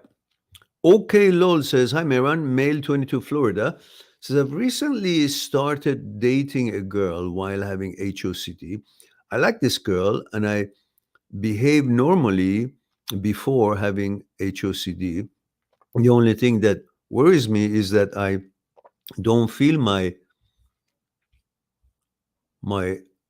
heart racing while I'm with her. Well, because you're constantly distracted by the challenge of HOCD. You think you have to get rid of the HOCD to be able to be yourself and interact with her the way you would do. No. You're still the same person. You're distracted. It's like looking through a window where the other side of the window, there are ocean, trees, ships in the ocean, colorful, and buildings and sceneries and all that. And now you can't see it so clear and you say, oh my goodness, what happened? The outside is not the same as it was. No, it is, but you're distracted because the window is now foggy and dirty, bird shit on it and all that. So it's the window that doesn't let you see through, but what you used to see through is still there as perfectly as ever before. Your gender and your manlyhood and the way you've always been is still there perfectly well. There's no difference, but you're distracted because the HOCD has kind of fogged up your window. Otherwise, everything the other side of the window is still there. Your whole feelings, your manhood, your interest in the girls, and all of that is still there. You're just distracted with the HOCD, constantly trying to get that out of the way so you feel whole. You are whole. You just have to be wiser by learning about what HOCD is, this glitch, this disorder, so you'll become even stronger, knowing that this is what it is. This is a glitch of the brain and cannot ever change you just because it suggests or whatnot. And from that, you gain more confidence because you become wiser and you're not freaked out by all these glitches and malfunctions of the brain. This is how you should approach this. And imagine what? If it was anything of that, you wouldn't even go out with her. You wouldn't even like her. You wouldn't even want to do good for her. These are all because you are not changed. You have not changed. You're still the same person as always been and always will be. Now you got to deal with this glitch. So many millions and millions of people know you're not alone. I had to deal with it too.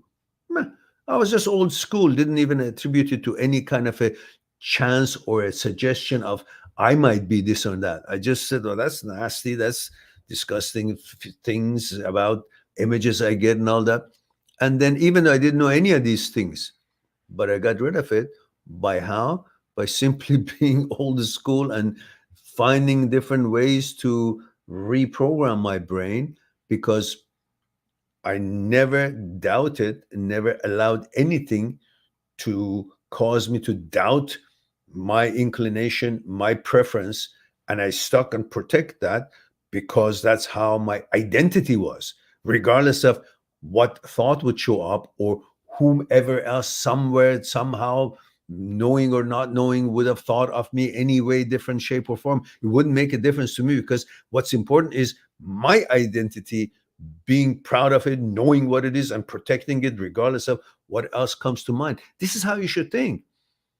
So for me, it was old school. That's why it never affected me other than being annoyance and disgusting to me. But then I learned that you don't have to be disgusted to understand. This is a brain malfunction. That's all. It's a thought. It means nothing, worth nothing. But because we're so protective of what we are, we love who we are, what our preference and inclination is, we're trying to protect it so hard that when such thoughts show up, we go out of our gourd and trying to think, oh, what it is, what it should be. I'm perfect and this and that. And we give it a certain value that doesn't exist. It means nothing. It just means you got to learn how to deal with this glitch. That's all. Reprogram it by the scholars such as Dr. Schwartz, and videos you can watch from Dr. Philipson, Dr. Jan Weiner, and learn what this thing is. And then you become knowledgeable and you don't give a shit about what it shows. Doesn't matter how many times it shows up. It's a glitch of the brain. So what do you want me to do? This doesn't have anything to do with me. It's no difference than some crazy guy in the street keeps talking gibberish and you say, oh, because I can hear it, then it must be about me or it must be true about me. No, it doesn't matter. It doesn't matter if you hear it from outside or you hear it from inside. It's all garbage and you pay no attention to it and learn the 4 steps of Dr. Schwartz and teachings of Dr. Philipson, Dr. Jan Weiner, and so on. And then you're off to the races by knowing, becoming more knowledgeable about this whole bullshit. It distracted lots of people. So you're distracted. That's all. Clean the window, you'll be fine. So understand how to manage this, you'll be just as good.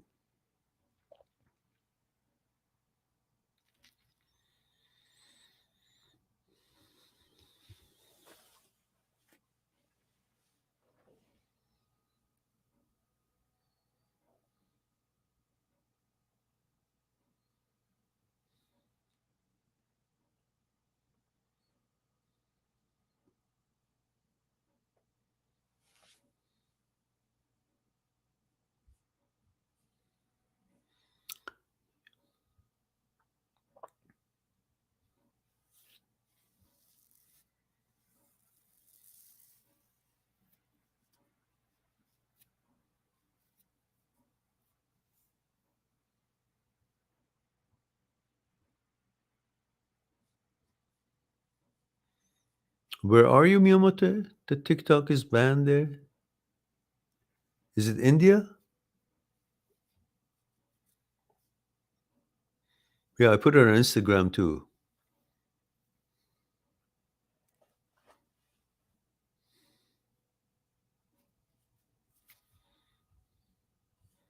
Don't focus on if these thoughts pop up or not. Doesn't matter. Your knowledge about HOCD and thought matters, not the topic of the thought, what kind of thoughts, how many times they show up. Stop that. Stop thinking that if it shows up, then there's something wrong. If it doesn't show up, then nothing's wrong. Nothing is wrong. It's just you have to understand and recognize what intrusive thought, what HOCD behavior is. And once you know that, then the rest of it doesn't matter.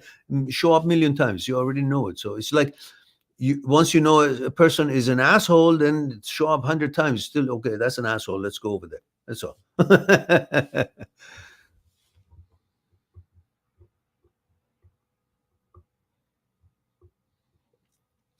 Okay, good.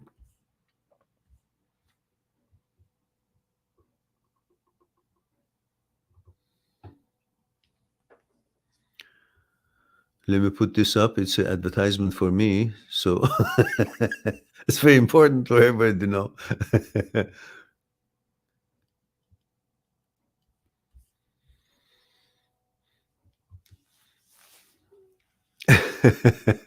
He says, we're all Miyamoto Musashi on our journey to conquer and perfect our mind. No mind is perfect, Ash. Don't bother yourself to make anything perfect. The whole fucking world is not perfect. So we're perfect as we are. This whole thing, HOC or not, we are perfect. I mean, what is perfect? Perfect is that you being there. That's it. You don't have to have a certain way of responding or not responding or being subjected to or not being subjected. Then you're perfect, or otherwise you're not. None of that shit. Don't worry about it.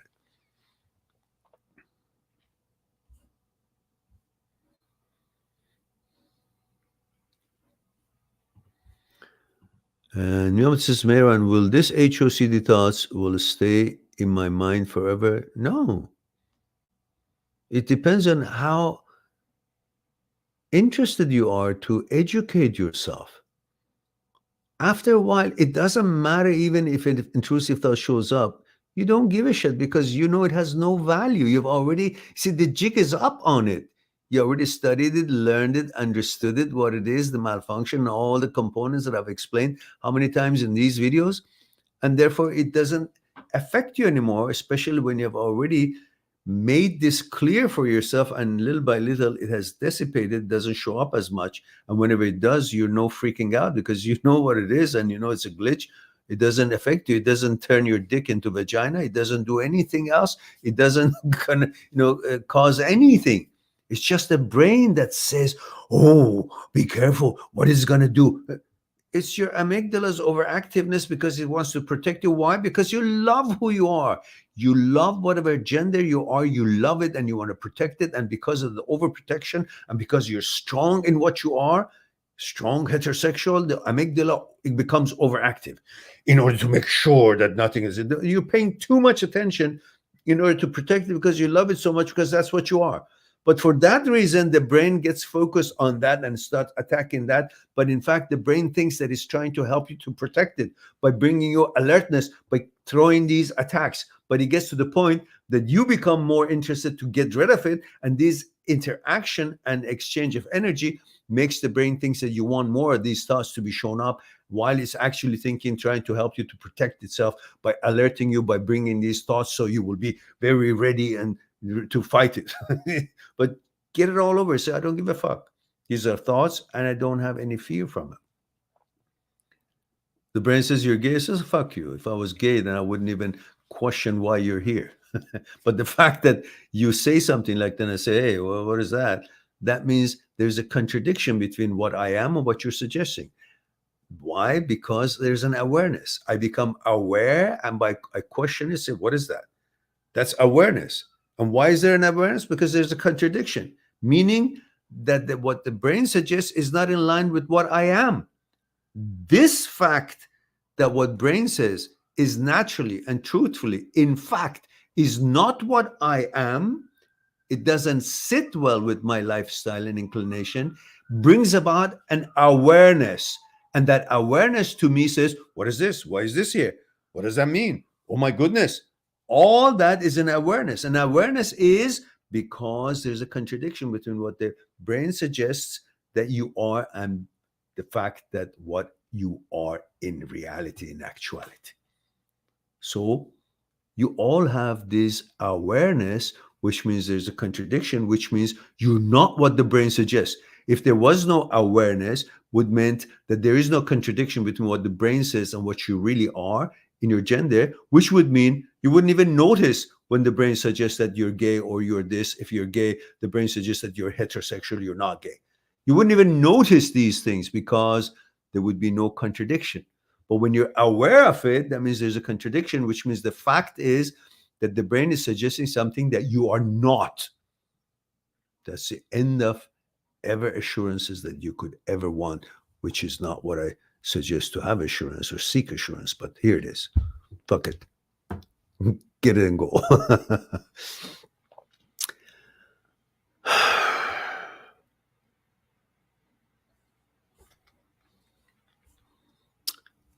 Okay, Lil says, really care about her. I don't want this affect. It doesn't affect you unless you don't educate yourself about HOCD. You got to dissect HOCD just like as it is explained in this channel. There's so much information here for you to know exactly what HOCD is, and it's got nothing to do with you. And I've already explained that through the awareness, which is 1 minute getting rid of. I should maybe make a title that how to understand HOCD in 1 minute, or how to get rid of it in 1 minute, how to stop its fearful attack in 1 minute. All it's about the awareness and what I just told you about the contradiction. So you're all now wiser than 2 minutes ago. Yes, Miyamoto, that's exactly what you shouldn't be doing. The more I try to vanish these thoughts, the more they occur, because you're not supposed to be trying to dissipate the vanish, because that gives the energy. And when you put energy, it bounces back. It fights back. The brain thinks it's now got to come up with another debate, and then you debate it, then it debates it, and it all encourages the staying of these thought into the whole scenario, whole scene. So what you want to do what the Dr. Schwartz have said. You simply recognize it, relabel it, don't give a damn about it, go about your business. So you won't keep trying to kill the thought. The thought says you're an asshole, says, thank you very much. If I was an asshole, I wouldn't need you to tell me. Did you get it? So if it says you're gay, well, so thank you very much. If I was gay, I wouldn't need you to tell me. I would have known it myself. But the fact that I'm saying, what the hell are you talking about? That means I'm not. Because if one is what the brain suggests, one would not even question it or be aware of it, that the brain said something that is not in line with his value. If the brain tells me, you're heterosexual, I say, yes, thank you. There's no question. There's no conversation. There's no awareness. That's it. I didn't even notice what was said because there was no contradiction. It says, you like women? Yes, I do. That's it. Thank you very much. Yeah, done. But when it says something, so what do you mean? What was that? It doesn't feel good. That's awareness, and awareness, because there's a contradiction with what they suggested. It's not what I am in actuality. So therefore, I become aware of that uttering of the brain. So if I was gay, I wouldn't need you to tell me about it to the brain. Simple. I would have known it. I didn't need it as a news. All right.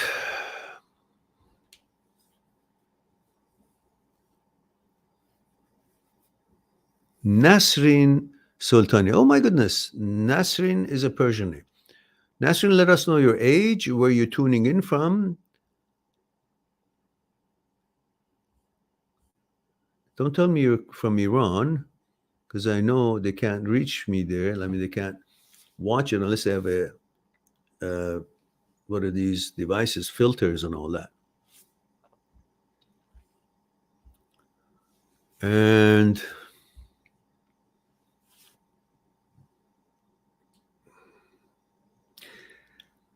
okay, Lo says, my HOCD showed when I was in my lowest point, my confidence was an all-time low and started comparing myself to others. It usually happens when someone is got some stresses, some challenges in life, whether financial or emotional or a hardship, and you're weak-minded at the time. The confidence level is low, and then when the brain comes up with intrusive thoughts, such as the ones that we talked about, or any kind of intrusive thoughts, because it is malfunctioning on its own without any relationship to the events of life, but it finds a way to attack.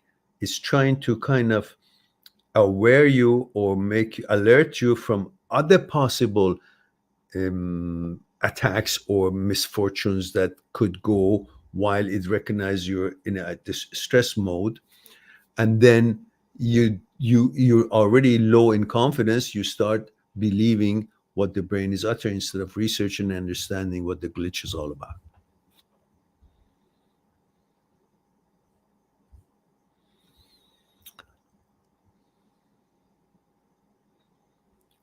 And Miyamoto says, Mehran, do you think there is a whole homosexual agenda going on? Of course there is.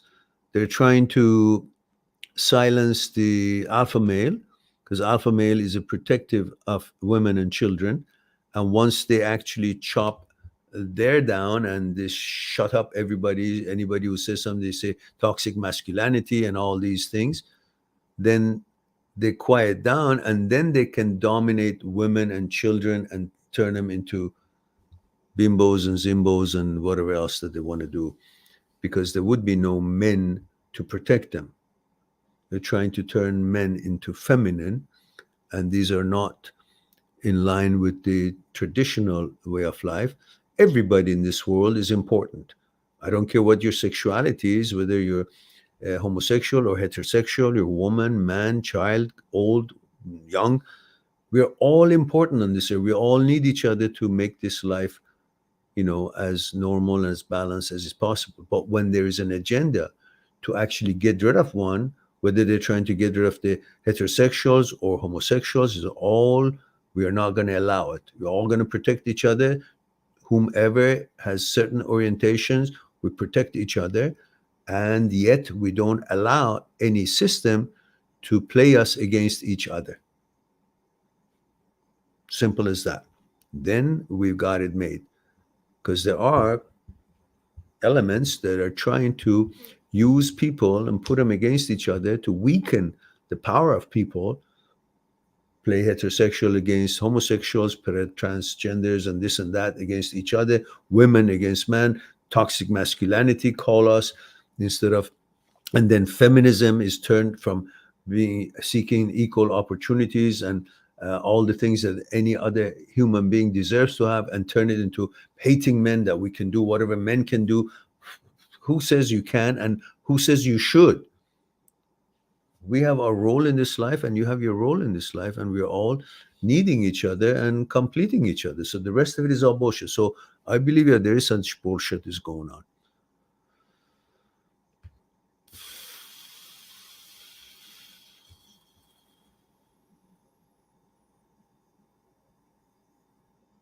Yeah.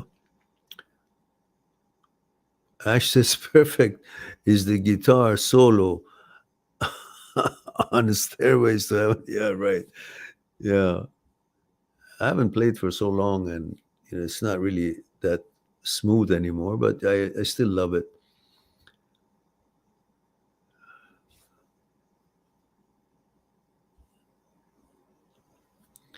And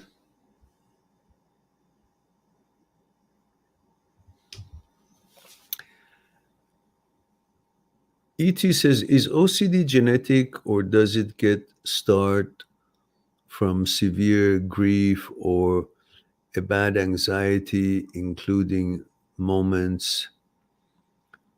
Are there signs of people with OCD, such as listening to a song nonstop, introverted, and always in our heads? Look, almost everybody has some kind of OCD.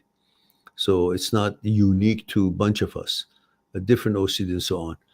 But as I have a video on this subject, OCD, I've explained that it comes from the need for psychological security.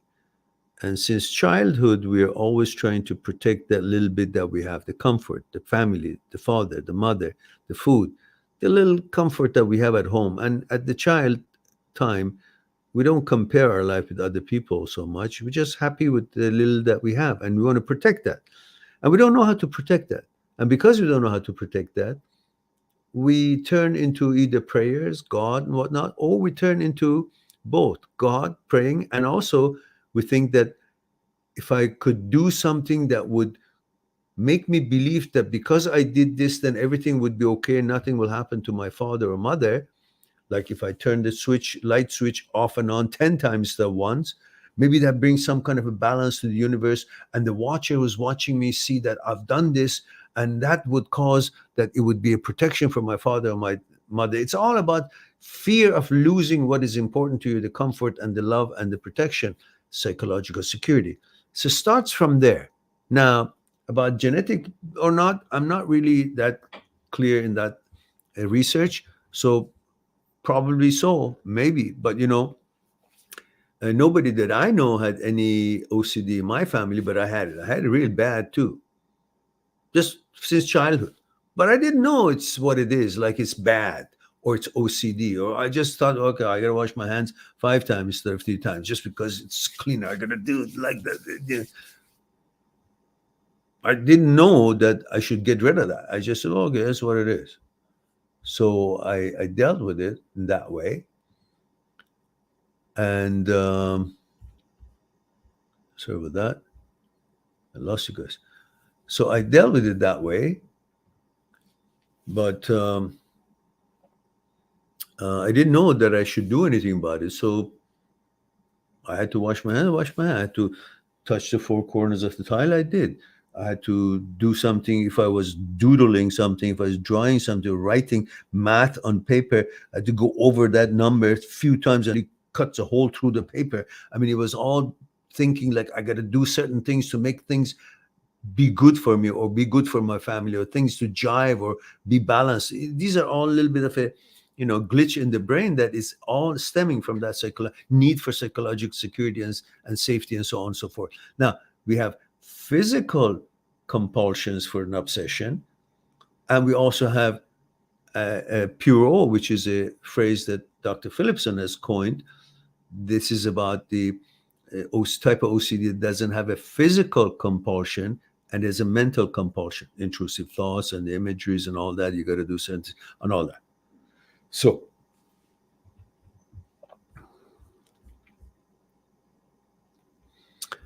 did you guys know that is over 2 hours that we're talking? I think it's time for me to mosey on out, isn't it? It's 12:52. I still have some time. Let's say.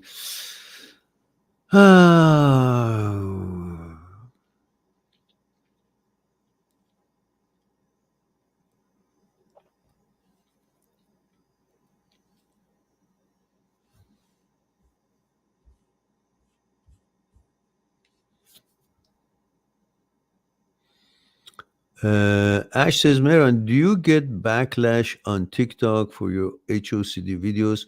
Since TikTok is extremely LGBTQ friendly, I've seen comments before from gay people claiming HOCD isn't real. Yeah, well, they're not scientists. HOCD is definitely real. Well, I'm right here. Are you gay? No.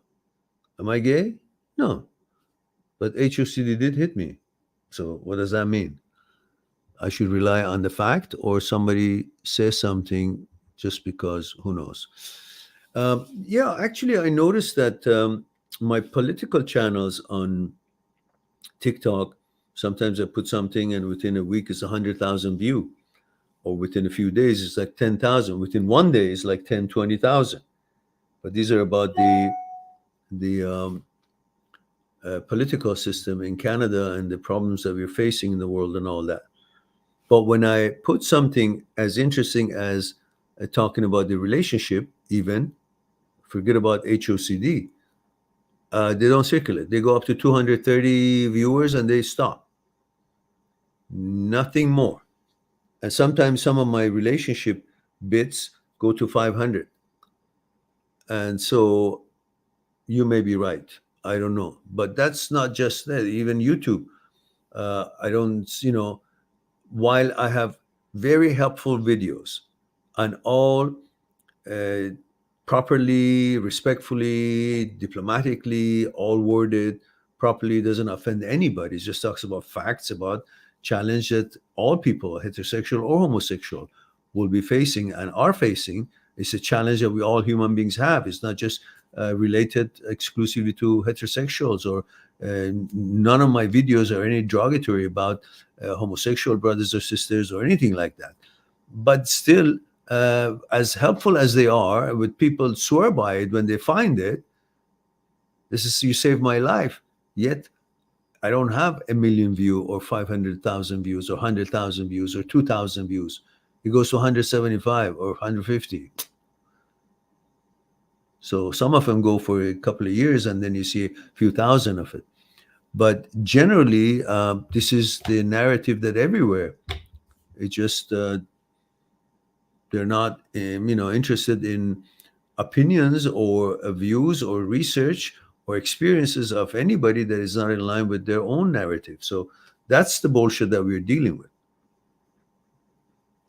Whether it is TikTok or YouTube or any of them are actually meaning that or involved in that sort of a behavior or not, I don't know. But I know that my videos that are very valuable and helpful to many people around the world, they don't see the light of day most of the time.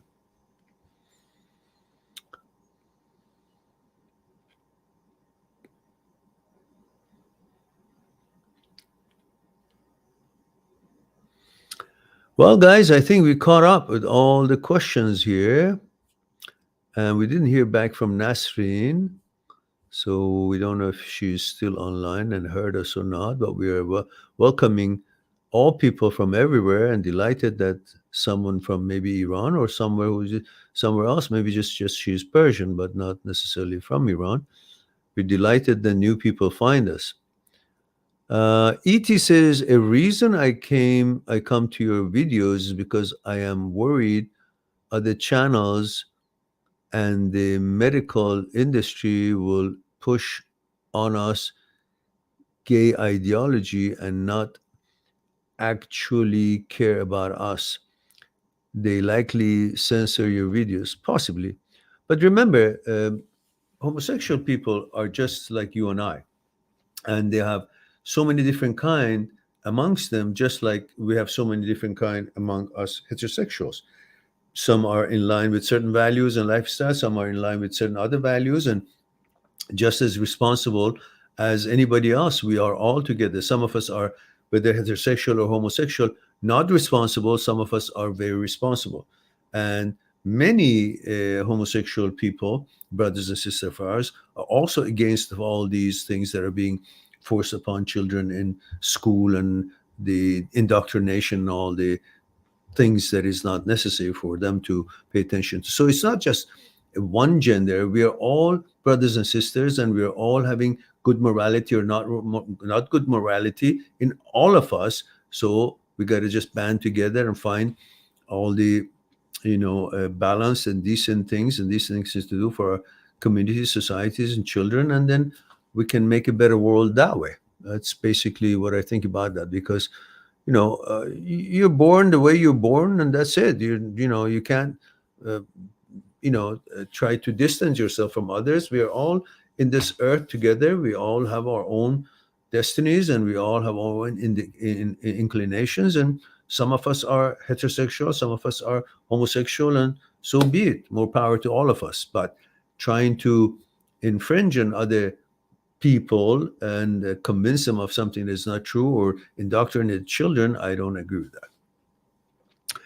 All right, Ash says, thank you, brother. Great stream today. I thank you very much, all of you, to be here, all 5 of you, for heaven's sake. But at one time we had 11, so that was, or 12. That was pretty good for tonight. So it's time for me to say that I look forward to our next live stream, and I love you all. Thank you very much for being here, giving me the opportunity to share a thing or two with you. Please don't forget to click on like and promote the channel, and promote the videos that you like on your social media and so on. Talk about this channel on your Reddit or wherever the chat lines or whatever it is, and promote in any which way that you legally can. I'd appreciate it very much. I look forward to our next live stream. In the meantime, be good to yourself, and to the others, I'll talk to you soon. Bye for now. Subscribe on my channel, visit my channel, and go through the videos that you might be interested in. Mind@seekstruth.com is making it one step away to talk to me one-on-one on Skype and discuss what's concerning you. I'll talk to you soon.